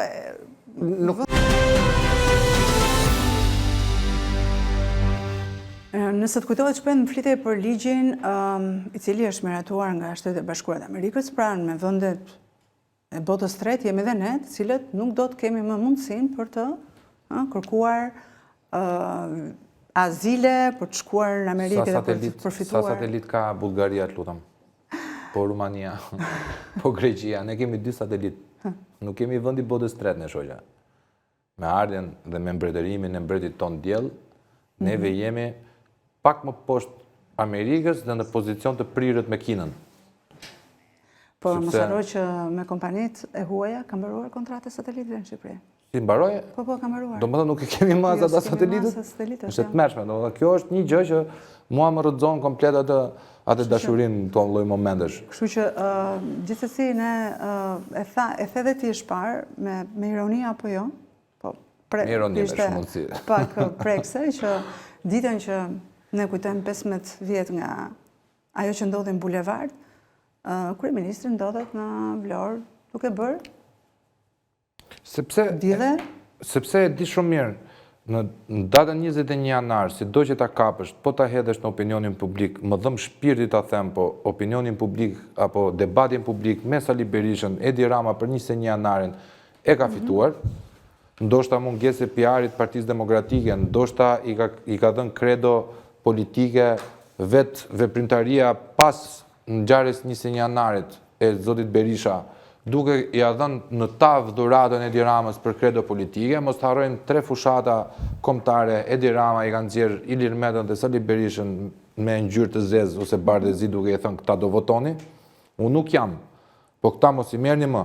Pra, nuk ka se si të funksionojë ndryshe një kryeministër i cili e ka mbajtur me kazan kusi, e ka mbajtur me imazh, e ka mbajtur me ngjyra, me pafytyrësi më të madhe, ka thënë në 2030-ën me Edin dhe PS-n drejt BE-s. Del po prap dhe thot, shikoje BE-ja, neve nuk na pranon 2027-ën se çështja e sigurisë ushqimore. Thua ti, ky është në opozit, edhe po flet tani për sigurinë ushqimore. Sigurinë ushqimore vetë këta e ka dorë qeveria këtyre. Po mirë ti. Pyetja ime për ty, Po. dhe për të ftuarit tanë që do t'i prezantojmë tani është në fund të ditës për kë u vra, për kë dhanë jetën 4 veta, për Zengjinet Caushin, Për Belinda Ballukun, për Ilir Beqaj, për Sajmir Tahirin, për Ilir Metën, për Erion Veliajn, për Vangjush Dakon, për gjithë të burgosurit e të incineratorve, hajdutat me qizme, gjitha me ratë, pra 3/4 e qeverisë, ose të njerëzve të lidhur me pushtetin, janë në probleme ligjore, penale, për abuzime, për mitmarrje, për pengmarrje, për shantazhe, për vjedhje tenderash, dhe ta mendosh që ata të shkretët u vranë dhe dhanë jetën për 700.000 euro që prezumoj se i kishte marrë Ilir Meta. Kaq pra, kjo është pyetja morale, këtë nuk e bën njeri, për kë e dha jetën për Zengjinen? E dha për Belën. Kush e dha jetën 4 veta u vranë mes qytetit? Pak rëndësi ka e vrau Sali Berisha, Edi Rama, Shpendi, Anduena. Të pyetja e Shpend, unë nuk di të t'jap një përgjigje, po jam e sigurt që do jap drejtësia, s'paku. Por ti mendon se skandalet në këtë vend nuk kanë sosur? Jo. Ne sot u njohëm me një tjetër skandal që lidhet pikërisht me gjykatën speciale, apo të njohur si gjykata GKK-ja, pra. Dhe GKK-ja nga sot ka një gjyqtare të pandehur. Pra, kemi një zëvendës kryeministër të pandehur. Kemi edhe një gjyqtare të pandehur. Kush është kjo gjyqtare? Irena Gjoka, një nga gjyqtaret më të emetuara, më të diskutuara, kryesisht nga opozita dhe nga zoti Berisha, por për Irena Gjokën më mirë se kush do të na flasë ne ajo që ka bërë pa ditë e para dhe që vazhdon akoma edhe sot, në orët e fundit ka çuar prapë materialin spak ndaj saj. Më mbrëma Diana Kalaja. Faleminderit për ftesën. Mirë se erdhe.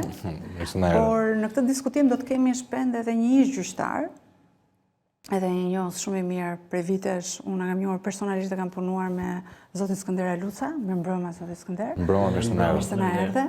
Të ftuam pikërisht për atë gjë që ti ditë thuash, që ti ke parë, që ke përjetuar si një nga drejtuesit e lartë në sistemin gjyqësor në Shqipëri, në kohë edhe më të vështira se kaq. Se sot nuk besoj që janë kohë të vështira, sot janë kohë të korruptuara. Po tani si me ty, Adriana?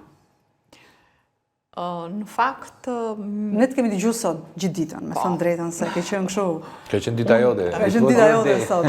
Ti dhe 21 janari kanë qenë sot. Unë realisht ndjehem mirë, sepse në fund të ditës, çdo lloj vendimarrje që do kemi nesër nga KLG-ja, nga Inspektorati i Lartë i Drejtësisë, ILD-ja, nga SPAK-u, sepse unë i kam vënë në lëvizje gjithë këto institucione,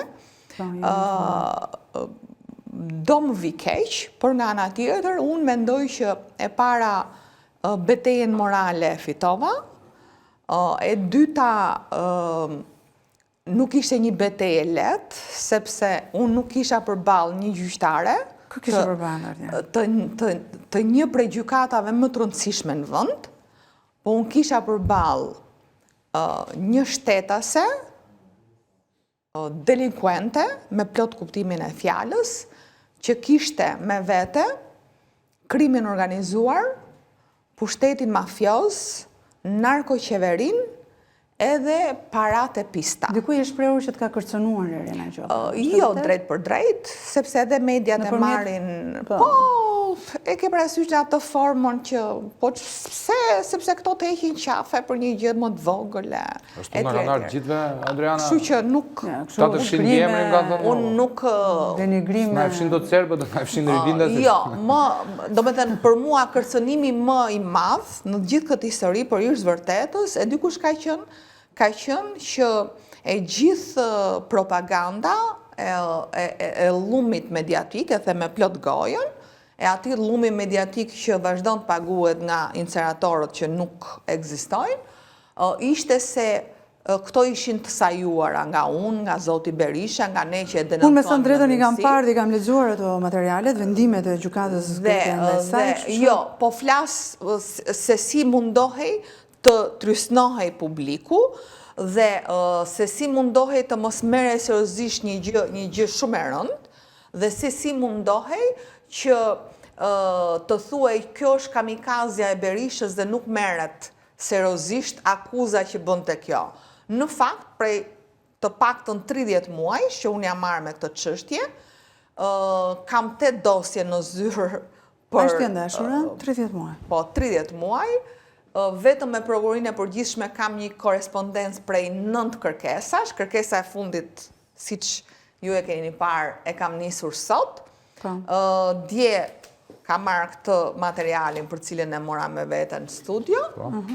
Ky është një material që më është vënë dispozicion dje nga Prokuroria e Përgjithshme, ku konfirmohet dënimi i Irena Gjokës, po mbi të gjitha, ky material, bashkë me konkluzionet e hetimit thelluar nga Prokuroria e Përgjithshme, janë përcjell Këshillit Lart Gjyqësor për vendimarrje dhe ajo që në fakt më bëri përshtypje edhe për t'i lënë edhe hapësirë dhe kolegut për të folur, ishte që dje, në moment që nuk e di mbase është e vërtet që KLG-ja është shprehur që ka thënë nuk na ka ardhur dosja, dhe ti mund të mendosh që ka edhe një vonesë, qoftë nga administrata, e se cilës nga institucionet, po qoftë dhe nëpërmjet postës, se tash i kemi dhe postën e rilindur për postë të tjerave. Na rilindi dhe posta.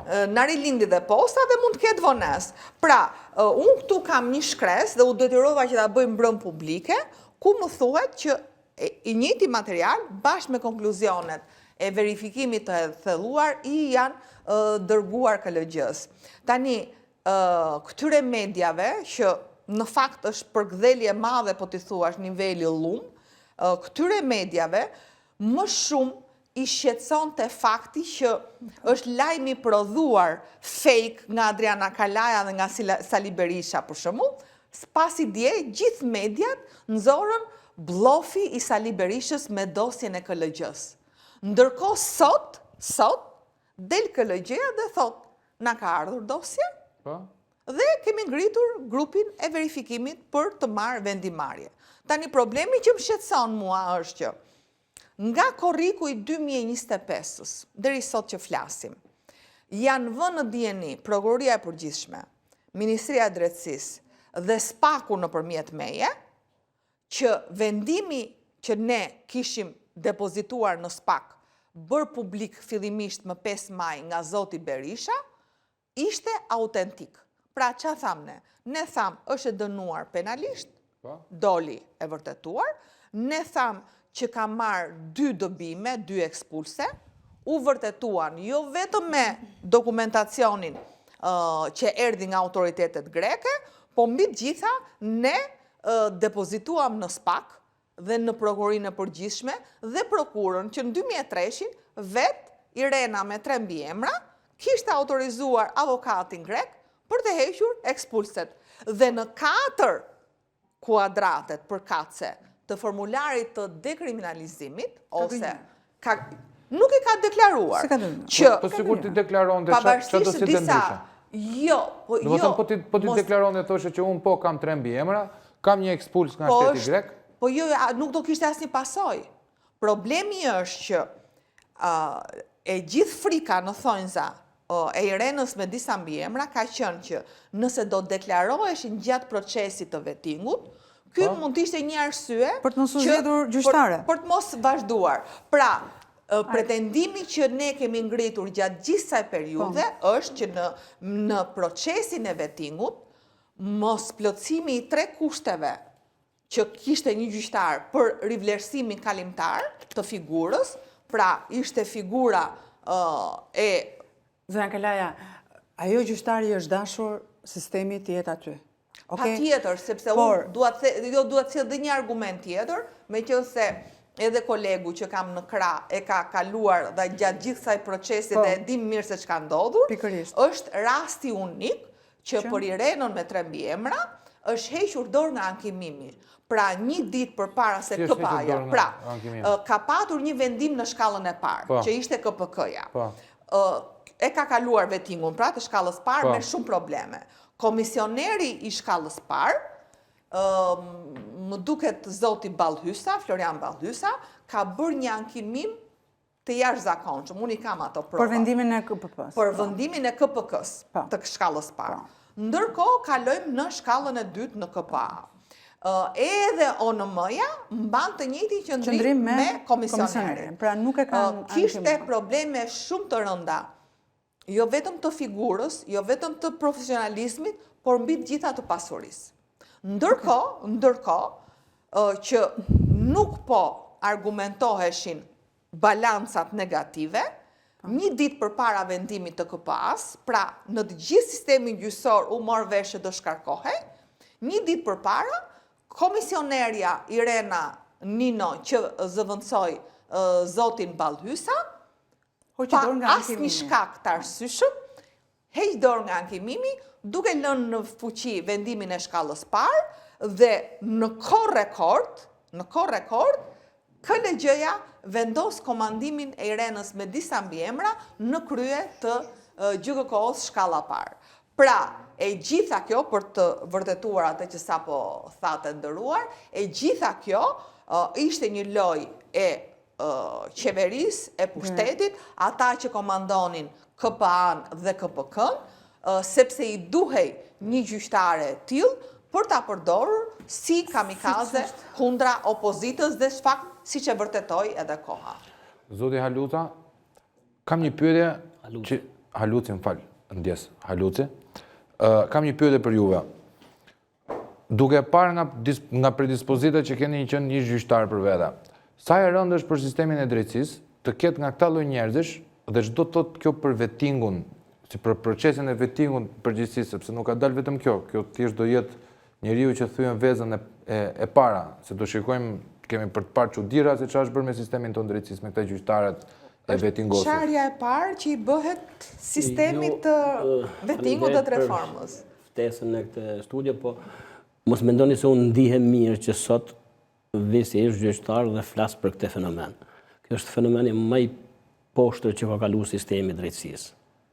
Domethënë, gjyqtarja në fjalë është personifikimi i korrupsionit, paaftësisë dhe kamikazllekut. Është gjyqtarja më kamikaze që ka pas sistemi. E ke njohur zoti Haluce më përpara? Po patjetër që e kam njohur. Jo, nuk kam punuar me të, po e kam njohur. Personalisht e keni njohur. Që ka, po patjetër se ne jemi takuar për seminare, në për mbledhje, në për konferencën trajnim.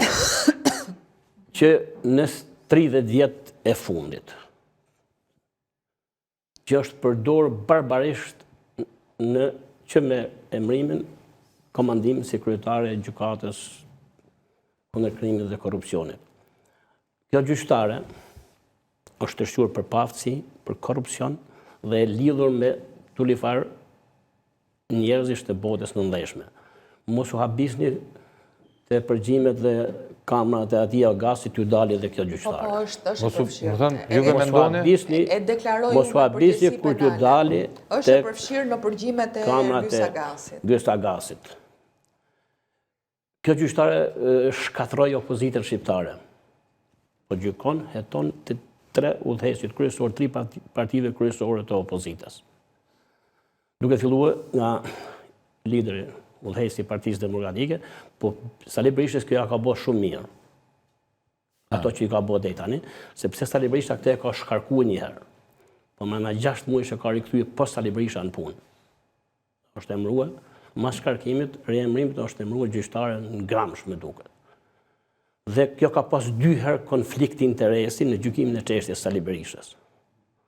I herë si është shkarkuar kur Sali Berisha ka qenë drejtues i Këshillit Lartë Drejtësisë, dhe i herë kur e ka emëruar se të dyja janë konflikt interesi edhe për mirë dhe për keq. Anduena e di, kam qenë gjyqtar në gjykatë shkallës parë Tiranë në 98-ën, kam pas pandeu Ramiz Alin, Hekurani Sajn dhe Simon Stefanin. Në atë kohë ka pas ligj për konfliktin e interesit në Republikën e Shqipërisë dhe është miratuar në 2008 më duket. Po. Ligji për konfliktin e interesit. Dhe kam dhënë dorëheqje nga gjykimi i asaj çështje, dhe kam pas pasoja shumë të rënda nga ajo dorëheqje, me arsyetim se kam konflikt interesi me Ramiz Alin. Çfarë konflikt interesi kishit ju? Unë kam qenë i dënuar me vdekje nga gjykata, nga Kolegji Penal i Gjykatës Lartë të Republikës së Shqipërisë në vitin 85. Në 85-ën keni qenë i dënuar me vdekje? Në moshën 23 vjeç. Edhe ligji atëhershëm e kishte se kushdo që dënohej me vdekje nuk ekzekutohej pa kaluar nëpër presidiumin e Kuvendit Popullor dhe kryetari i presidiumit ishte vetë Ramiz Alia.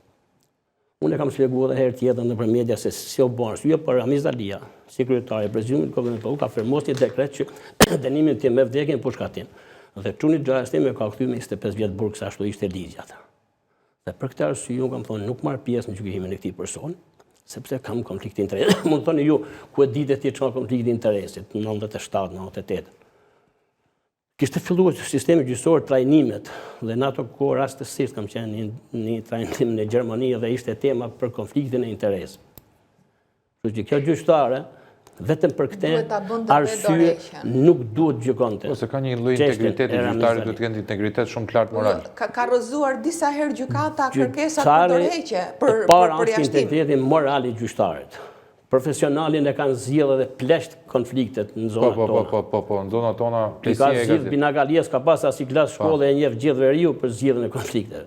Po, shumë e drejtë. Kështu që kjo po nuk është mjaftuar vetëm me kaq. E njëjta gjyqtare po gjykon tash sa kohë mas 20 vjeç për çështjen e Gredecit, kryetarin e Partisë Republikane. Po, Fatmir Medion, po. Procesi më skandaloz që ka ndodhur në sistemin e drejtësisë shqiptare. Rastësisht aluci që i bien kësaj gjyqtare. Absolutisht nuk ka. E njëjta gjyqtare. Më fal, po ai ishte kryetare. E njëjta gjyqtare. Kjo i merrte vetë shortin për çfarë donte. Ju lutem. E njëjta gjyqtare ka kaluar dhe po kalon të përdorur edhe çështja e ish presidentit Meta. Po. Nuk ka asnjë rastësi. Unë kam qenë 10 vjet kryetar i gjykatës Vlorës. Dhe ka një short, kur kam qenë gjykatë jonë s'ka pas short, dashur me short manual, po tash ka një short elektronik, edhe nuk ta pano kurse si shorti që të bie ty të gjitha çështjet e opozitës. Po, është puna e shortit, nuk ka mundësi matematike, sepse është ndërtuar e skema e tillë që ti mos kesh të gjitha çështjet e një krau. Po ju, si gazetar ose gazetarët investigativ, shkojnë dhe të kontrollojnë se si është hedhur shorti në gjykatën e Unë e kam denoncuar shkallës parë për krimet e rënda korrupsione. Është edhe shorti... Shorti elektronik është shumë... Nuk është edhe shorti elektronik, mbaj përgjësi për të gjithë. Nuk bëhet e njohur, nuk bëhet publike, as për mediat, as për... Kam qenë 10 vjetë kryetar gjykate, kur s'kam vu dorën në short. Kur. Një çështje se e kam kaluar pa short e kam kaluar me ndërgjegje dhe e kam Ju sot na zbuluat një të vërtet shumë të madhe. Nëse vërtet ekziston, o njerëz, kjo gjyqtare në filmimet e një prej personazheve më të diskutuara kombëtarisht dhe ndërkombëtarisht, siç është Ergy Sagasi, sot i shpallur në kërkim ndërkombëtar, atëherë që këtu të gjitha këtyre pikpyetjeve i jepet një përgjigje shumë e madhe. Ky njeri ishte njeriu i tyre. Një njeri që do t'i shërbente për gjëra, për vendime, për shqyrtime. Ka dhe një argument tjetër.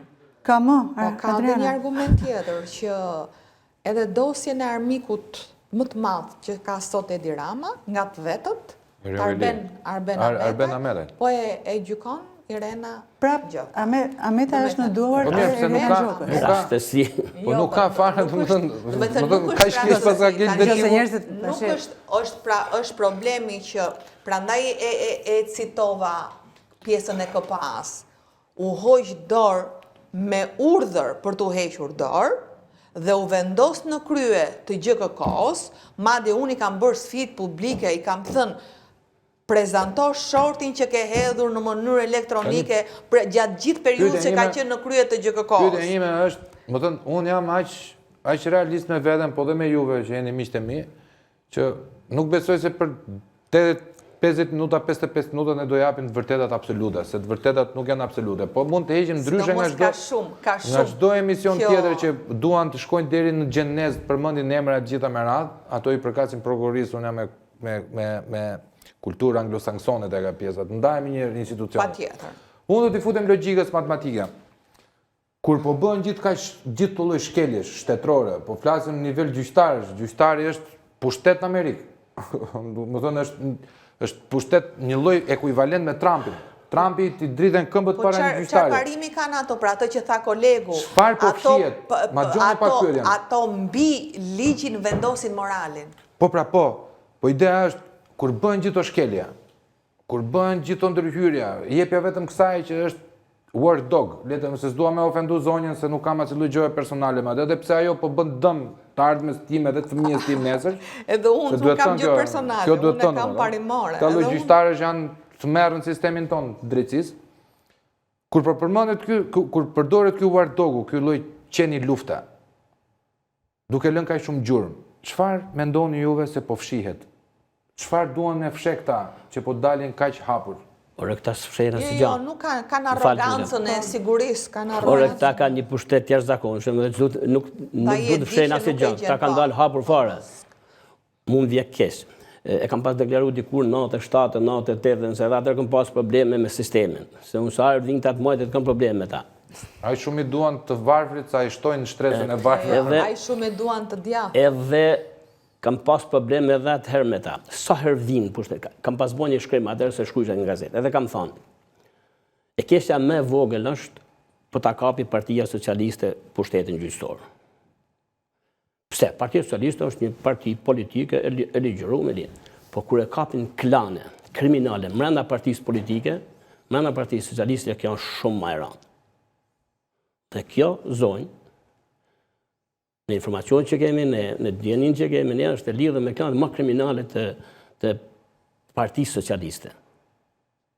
Dhe prandaj kjo ka dalë disa herë, pa ju dridhë qërpiu, ka thotë jo, nuk është dëmi më i vogël, vepra më e vogël, krimi më i vogël që ka bërë kjo është falsifikimi pasaport që ka bërë kjo dhe mos deklarimi se kjo.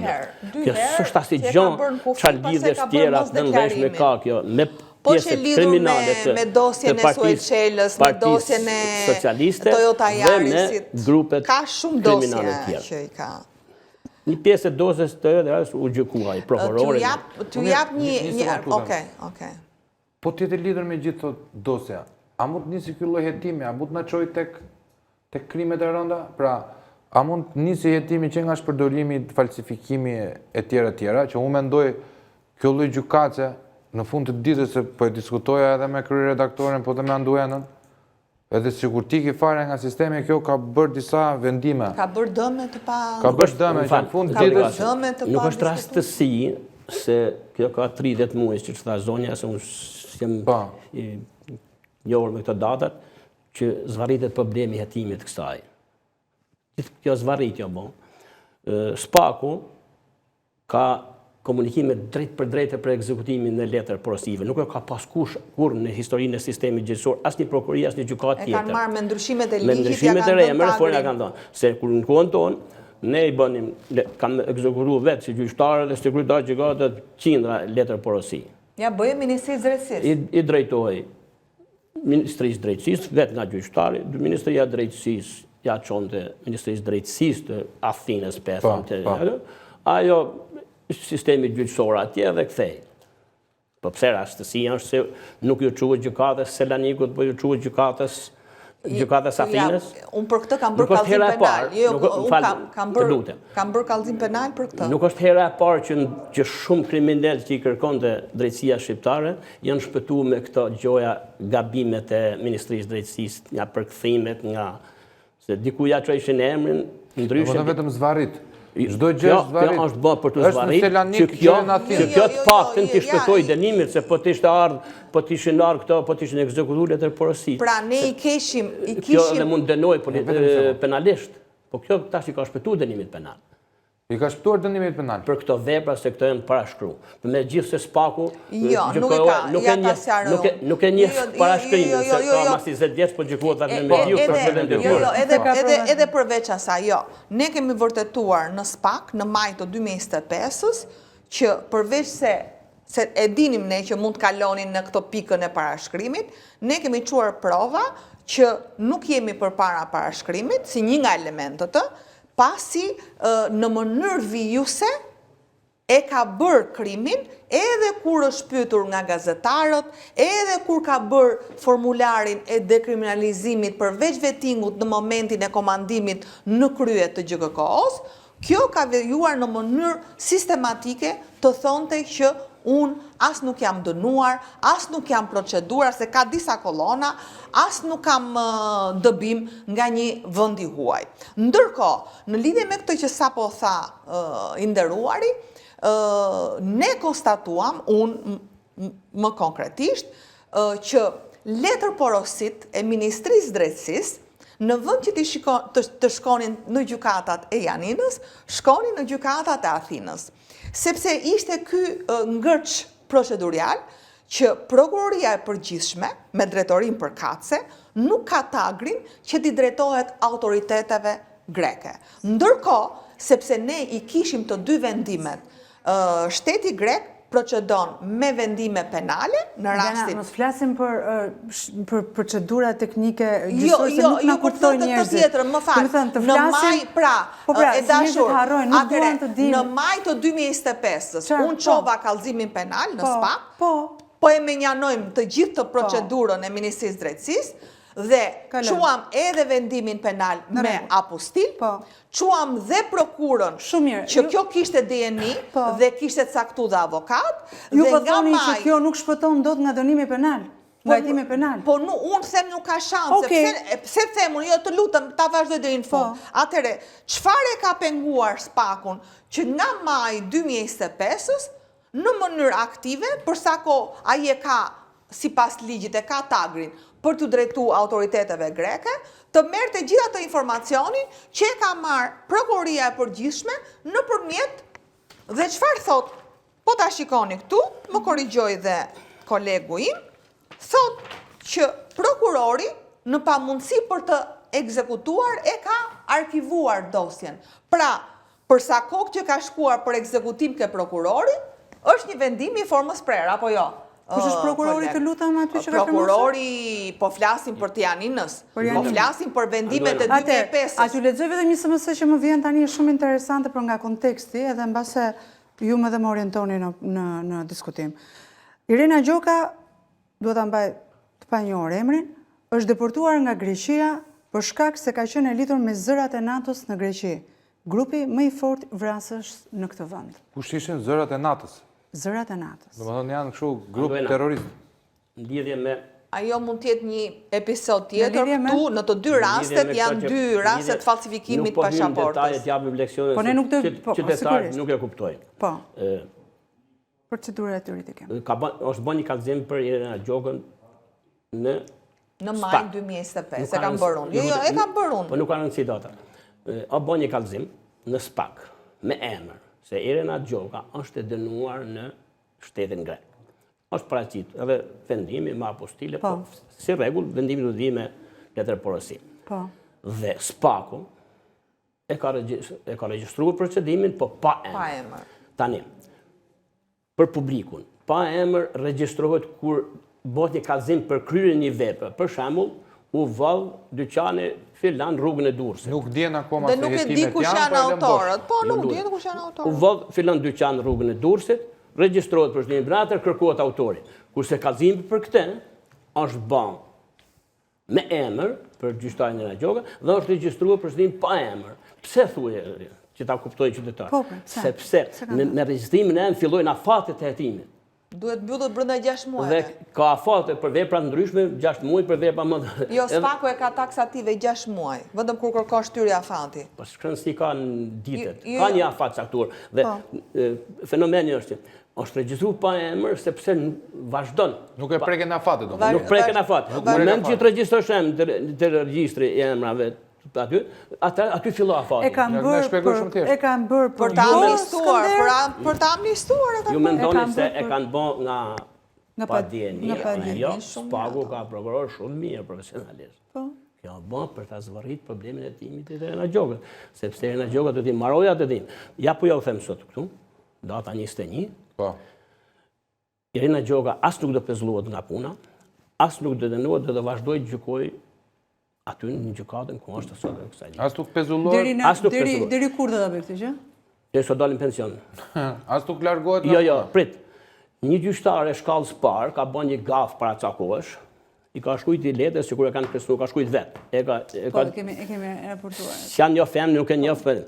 Edhe mbledh KLD-ja mbrënda natë dhe e ka pezulluar. E ka pezulluar. Edhe vazhdon e pezulluar. Dhe nuk e di. Ka bën një kërcënim që gjuajmë të kërcënuar, ka bën me dorën e vet. Nëse parashikimi jote Aluci është i fortë dhe nëse ne këtu do jemi, por po ndiqove lojën, ne ka bërë shkresën prokuroria si ka shkuar KLD-s. Do posta maksimum 24 orë bën gjithë Shqipërinë.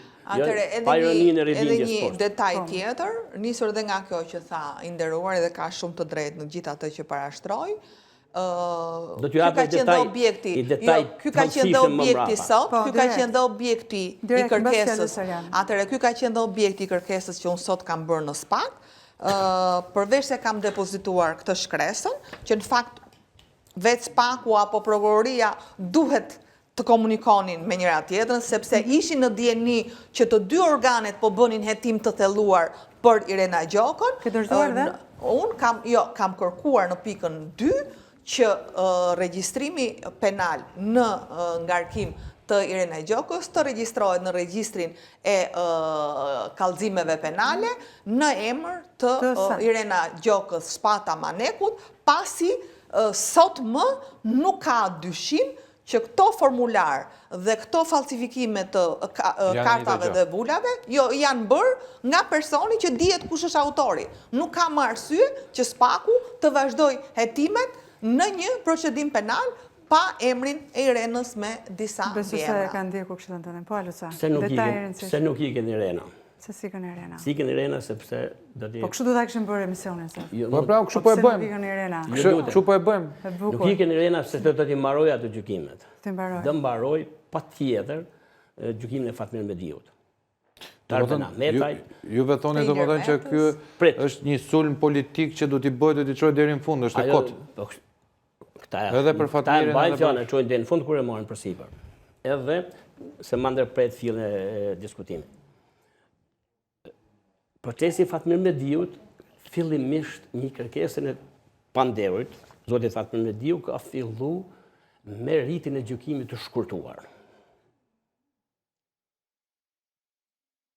Gjyqtarja Irena Gjoka e ka lexuar dosjen dhe ka thënë që pas studimit dosjes, çmoi se kjo çështje mund të zgjidhet që janë gjendjen që janë aktet në dosjen e gjykimit dhe provat, aktet bën fashik e prokurorit bën pjesë e fashikut të gjykatës dhe ka kaluar në konkluzione përfundimtare. Domethënë ka marrë një vendim substancial për çështjen. Fatmir Mediu me mbrojtjen e tij për taktik mbrojtje kanë kërkuar revokimin e vendimit për vazhdimin e gjykimit shkurtuar dhe kanë kërkuar vazhdimin e gjykimit me rritjen e gjykimit me procedurën e gjykimit zakonshëm. Po, zakonshëm. Në këtë rast ka vendim të gjykatës Strasburg për atë Ismaili kundër Shqipërisë dhe ka disa vendime gjykatës lartë të Republikës Shqipërisë. E kemi precedentin domethënë. Edhe disa vendime gjykatave shkallës parë. Pra nga i zakonshëm në të shkurtuar nuk thehet dot, po nga i shkurtuar në të zakonshëm. Mos më ndërpret të lutem, se është shumë interesante kjo procedura, se kam qenë 20 vjet gjyqtar. Në atë moment kur revokohet vendimi, për që ka marrë vetë Irena Gjoka e revokon për mos vazhdimin e gjykim shkurtuar, po me gjykim zakon, duhet paloste dosjen, ja kalon të kancelarisë gjykatës e tillë në short të caktoj një trup gjykues tjetër. Po jo nuk ikën. Irena Gjoka nuk ikën, se du ta denoj vetë Fatmir Mediu. Nuk do ja besoj dikuj tjetër. Dhe do ta denoj në Fatmir Mediu, ja deklaroj që sonte, këtë Fatmir Mediu do të deklaroj Ajo ka bërë një fajtor. kërkesë dorëheqje në fakt, në seancën e fundit. Prit, se në seancën kur në këtë seancë është një shprehje populluese po e them, kjo paraqet dorëheqje, me qenë se i pandore ka pretendim. Se desha, ku desha, e hapa gjithë të muhabet, jo për të bërë avokatin e Fatmir Mediu, se Fatmir Mediu ka dy avokat. Por, desha të dalë këtu. Plase, skandal se kanë 2 vite se bëjnë gjykime, janë informacionet brendshme nga gjykata, çfarë do bëjmë, me arsyetimin se do të filloj çështja nga fillimi, nuk ja pranojmë dorëheqjen. Edhe kryetari i gjykatës është një jurist i shkëlqyer nga ana profesionale. Me arsyetimin se do na filloj gjykimi nga fillimi, nuk ja pranojmë kërkesën për dorëheqje. Kjo ka bërë për të mbrojtur veten. Se unë dhash dorëheqje. Po nuk më le gjykata për të ikur. Po s'ikën, s'du t'ikën, edhe me desh me ik vetë ajo nuk e lanë me ik. Pa e marrua atë. Edhe me thonë që ato se lanë me dhona dorëheqje, edhe me dash me dhonë dorëheqje si gjyqtar, ato se lanë për t'ik. Do të thotë që ka kamikaze, zoti gjyqtar. Nuk është vetëm ajo, ka disa tjerë. T'jap në rast. Në sistem ka gjyqtar të shkëlqyer dhe gjyqtare të shkëlqyer. Me integritet. Me integritet, që i bazohen letrave. Që i bazohen procedurën që patjetër. Ka dhe nga këto personifikimi i reformës, i drejtësisë reja ku e keni aty, nxjerrni sa më shpesh fotografin që ta shohin gjithë qytetarët. Atëherë, edhe nga dosja e ish presidentit Ilir Meta, ka kërkuar në thonjza dorëheqjen dhe çuditërisht në të gjitha këto rastet kur gjoja kërkon dorëheqjen, dhe fakt unë e shoh si taktik për të treguar që ja unë e dhash dorëheqjen e para, dhe e dyta edhe për gjykatën e Strasburgut, sepse ka një praktik gjykata e Strasburgut kur kërkohet përjashtimi ose dorëheqja, për të justifikuar, pra që unë, si gjyqtare, e pash vetën gjoja në konflikt interesi, edhe dhash dorëheqjen. Por ndërkohë, ka patur dhe një incident shumë të fortë kjo, në sallën e gjyqit kur ka qenë gjyqtare në Fier, besoj e dini, unë e di që edhe nuk e di pse mbas ngjarja është mbajt shumë sekret. Çka ka ndodhur? Dera me dy fjalë. Po, një nga palët është futur në sallë dhe e ka gjuajtur me pistolet. E ka gjuajtur me pistolet? Po, dhe këtë ka qenë një nga palët ka gjuajtur Irena Gjokën. Dhe nuk, edhe sot e kësaj dite, nuk është se ka patur një hetim të madh ndaj kësaj çështje dhe do më thënë, thuhet me prova të sigurta, që ka qenë ndërhyrja e rastësishme, intuitive e sekretares që e ka shpëtuar nga plumbi. Shikoja, që të jetë kjo e vërtet, pas vdekjes së një gjyqtare në sallën e gjyqit. Po flasim që ka ndodhur përpara. Po tjetë edhe kjo e vërtet, tregon që neve praktikisht nuk jemi shtet fare. Po patjetër. Jemi një mobokraci, na kanë kapur disa mafiozë. Nuk janë as mafiozë, se mafiozët janë zgjuar në një pikë të aktivitetit tyre kriminal, duan të pastrohen dhe të kthehen biznesmen. Këta janë banda. Do me thënë, e dikush është shqetësuese. Në lidhje me këtë sigurinë e gjykata. Anduela më kanë ndjek gjithmonë edhe njëme. Kur kam qenë gjyqtar, e kam ngritë disa herë problemin e sigurisë gjykatës ku drejtoja. Dhe askush se sa fillun kam thonë se e ka tutesh ti më dhe, mora s'pa tutem më dhe. Dhe do më thënë të bëjnë edhe provokime, pse po tutesh. Ke frikë. Ke frikë, jo. Unë shpërndaj domate, nuk e fus tjetër 20 vjet në burg. Për mjau hekat e marakun, se s'kam frikë, mora një shoqus, mora një djalë vogël. Kaq. Shkurtër. Kaq i shkurtër, ai është si tip aktor atje në Lor. Por desha them diçka tjetër, se po habitet ky se gjuin Jo, habitet për të habitur është e marrë e mira. Disa shkresa për marrjen e masa e prujnë. Gjykata ruaj nga ca pleq, ishin polici private. Ata kështu ndan pension e kishte marrë. Flasim për gjykatën në Vlorë? Gjykata në Vlorë, e kuptoni vetë. Kërkoj takim me asnjë ministër s'u priste. I shtoj për çka këto kolegët e mi kryetarët e tjerë, të shohëroj Po, kemi taku, kemi pipi dhe kafe. Marrë një informacion se poshtë gjykatës, Ishte historia që kemi folur bashkë në Vlorë. Ishte vendosur se si Tritoli. Ja, poshtë bodrumit gjykatës, do vendosë i Tritoli, këshim do qelia aty, që të burgosit, pra se më hynë salë gjyqit, rinë aty. Me i ku truni. Lese, ikte i burgosëri, kur të vinte X i burgosur, aty, ta edhe në nërë, i këshim policë, po mund të hitë edhe administratë. Njoftojmë ato organet edhe në ato veshët e postarë, më kontrolu, në fakt nuk gjetën gjë. Prasysh, edhe nuk i kam të regu administratës dhe gjyratës, dhe të rezohen, pse për thanë erën këta se i parë ma të fërë. Po kërkojmë sende ndalume telefona, gjanat të... I bëj shkresën, ministrit kohës, ministres kohës. Unë i kësha kërku më për para, kryeministrit, një godin për me e ba, kryeministrit që është sot, një godin, ishtë degën ushtrak me bo gjykat administrative, se kërë bo gjykat administrative, ma more një pjesë godinës. Po, e kanë marrë ato në Vlorë. Edhe ma more mu i pjesë aty. Nejse, kryeministri më tha po, sekretari përgjithshëm më tha po, ishte ca ministra, herë DSI, se këta iken këta, se këta, vjen kjo ministra e PS-s, ju thëmë aty, jep janë një më letë ata saj, të shumë, i kapë edhe kështë, kushë kë, i futit shamë, kushë kë, edhe ka lidhje direkte me kryeministrë. Kryeministrin ako? Edi Rama. Ky që është sot? Ky që është sot. Ndodhi kjo tash se kemi bisdu atër, i shkuj prapë nëse, i thëmë, fusni deputet i shok timit, Partisë Socialiste, dhe thuje, dhe me takues, s'ka punë private, ka punë. Dikur më priti.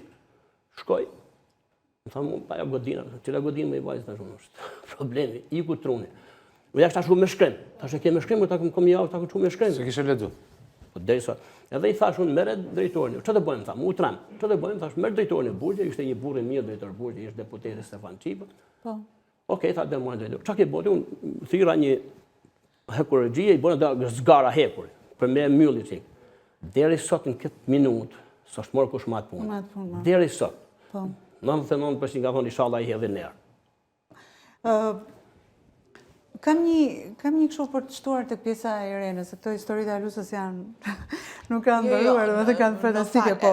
Për regjistrimin e çështjes së Irena Gjokës, më shkruan dikush që bazuar në ligjin numër 96/2016 për statusin e prokurorit dhe gjyqtarëve, po të regjistrojë çështja penale me emër dhe mbi emër, ILD e pezullon atë automatikisht. Po pra, dhe kjo është arsyeja që posa saj që ndrojnë edhe këto arsye që tha kolegu, sepse ato po të mbaron të afati 6 mujor, ishin të detyruar që të merrnin vendimin penal ndaj Irena Gjokës dhe pezullimi i ILD-s do shkonte direkt me shkarkim nga KLG-ja.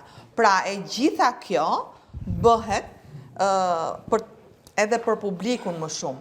Pra këto vepra penale që ne kemi evidentuar dhe nuk ka më se si shpëton Irena, 5 KLG-le të mblidhen dhe mbajni mënd këtu, jo se nuk duan ta bëjnë. Janë bërë 2 deklarata sot e dashur. Atëherë unë kam deklaratën që Irena Gjoka e ka mbyll. Irena Gjoka e ka mbyll historinë. Mbajeni mënd, Irena Gjoka e ka mbyll historinë. Dhe problemet më të mëdhaja, mbajni mënd dhe këtë, dhe do vi prap me të nderuarin në studio, është se çdo ditë Irena me disa mbiemra, përveç shërbimit të jashtëzakonshëm që i ka bërë, po i kthehet në kosto. Pra këto letra, që janë evidentuar tashmë që janë autentike, këto letra kanë marrë rrugën, kanë shkuar në disa kancelari, dhe unë po e jap ekskluzive për juve sot, nesër e gjithë dosja është përgatitur nga unë, do depozitohet në ambasadën amerikane dhe pyetja që unë i kam bërë në fund ambasadës amerikane për gjithë atë mbështetje që Shtetet Bashkuara të Amerikës i kanë dhënë reformës në drejtësi, SPAK-ut dhe GKK-s në veçanti, është se nëse një gjyqtare do kishte të tilla problematika, a do mund të ushtronte profesionin në Shtetet e Bashkuara të Amerikës? Kaq për informacion, dhe problemi më i rënd është ajo që ne e diskutuam qoftë tangent, qoftë edhe me detaje, edhe ajo që thatë ju dhe unë e kam informacionin, edhe sot që flasim, ka një indicje për të hapur një dosje e re në shtetin grek, po ndaj Irenës me disa mbiemra, është përveç atyre që kanë ndodhur 2002 deri në 2005 kur vendimi ka marrë formë të prerë, është lidhja vijuse që kjo gjyqtare, qoftë në gjykatën e Fierit, qoftë edhe kur ka ardhur në Tiranë, në një nga gjykatat më të rëndësishme, është ajo që përflitet, ato prova që në fakt i ka spaku dhe nuk po jeton, të lidhjet me ato grupet kriminale, me organizatat kriminale, për cilat në fakt, si që thash, do ketë ta shohim. Jam shumë kurioze. Në fakt ti the një të vërtetë, Adriana, në fjalën tënde. The që ka vendimet e saj kanë pasoja. Dhe kjo është, do ta provoj pse. Një pjesë e mirë e të gjitha grupeve të gjykuara dhe të dënuara nga kjo gjyqtare në SPAK, pra në GKK, më fal, të hetuar më parë nga SPAK dhe të dënuar nga GKK, janë nga me firmë të Irina Gjokës, si kryetare, e di çfarë ka bërë? Ka bërë që të gjithë avokatët dhe të gjithë të pandeurit të dënuar të kërkojnë dhe të bëjnë revokim të vendimeve të dhëna nga Irina Gjokës si një gjyqtare e cila është në pikpyetje për ekzistencën e saj. Do t'i paguajnë neve. Tani, se kush do ta japi përgjigjen? Nderuar, unë di që lëvizjet janë bërë. Sot Irena Gjoka, thash, pavarësisht shërbimit, është kthyer edhe në një kosto të madhe për vete Edi Ramën që e ka përdorur. Më beso për këtë që po të them. Përveç asaj që i ka shërbyer, unë nuk mendoj që kryeministri ka kohë të përdori një gjyqtare sot. Ka gjëra më të rëndësishme për të bërë. E ka përdorur dhe sot po të them, gjërat që kanë dalë në dritë për Irena Gjokën dhe ato që do dalin në ditët në vijim, është më e madhe kostoja për ta mbajtur në sistem se sa për t'i larduar një herë. Ai ka treguar me prova që ai nuk mban njeri nëse uji shkon ke këmbë. Edhe dy fjalë desha me thënë. Po, patjetër. Lidhje me largimin. Vetëm nëse mblidhet KLG-ja në ambasadë amerikane, atëherë mund të largohet Irena Gjokë. Ose më shkoj profesorësia. Jo, unë nuk kërkoj asgjë. Nuk e thash me alternativë. Unë jam sovraniste. Nuk e thash për polemik me ju. Unë e them realisht.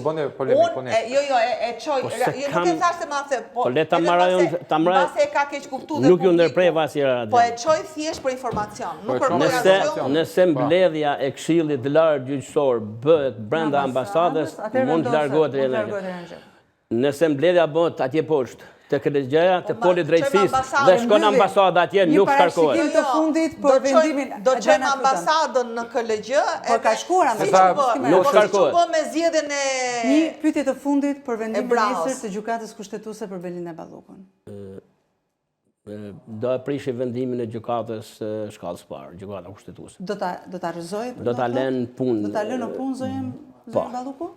Dhe do të vazhdoj punën? Dëgjoj, tani me që hapër problemin gjykatë. Republika e Shqipërisë nuk ka gjykatë kushtetuese. Po qa është? Ne dim për gjykatë kushtetuese, si godin. Aty janë ca çupulina, më falni për jargonin, që po të ketë shtet, po të ketë republik, aty nësë duhet me ilon me kalua për gjykatës kushtetuese, jo më në fut në gjykatë. Po harruat ju se...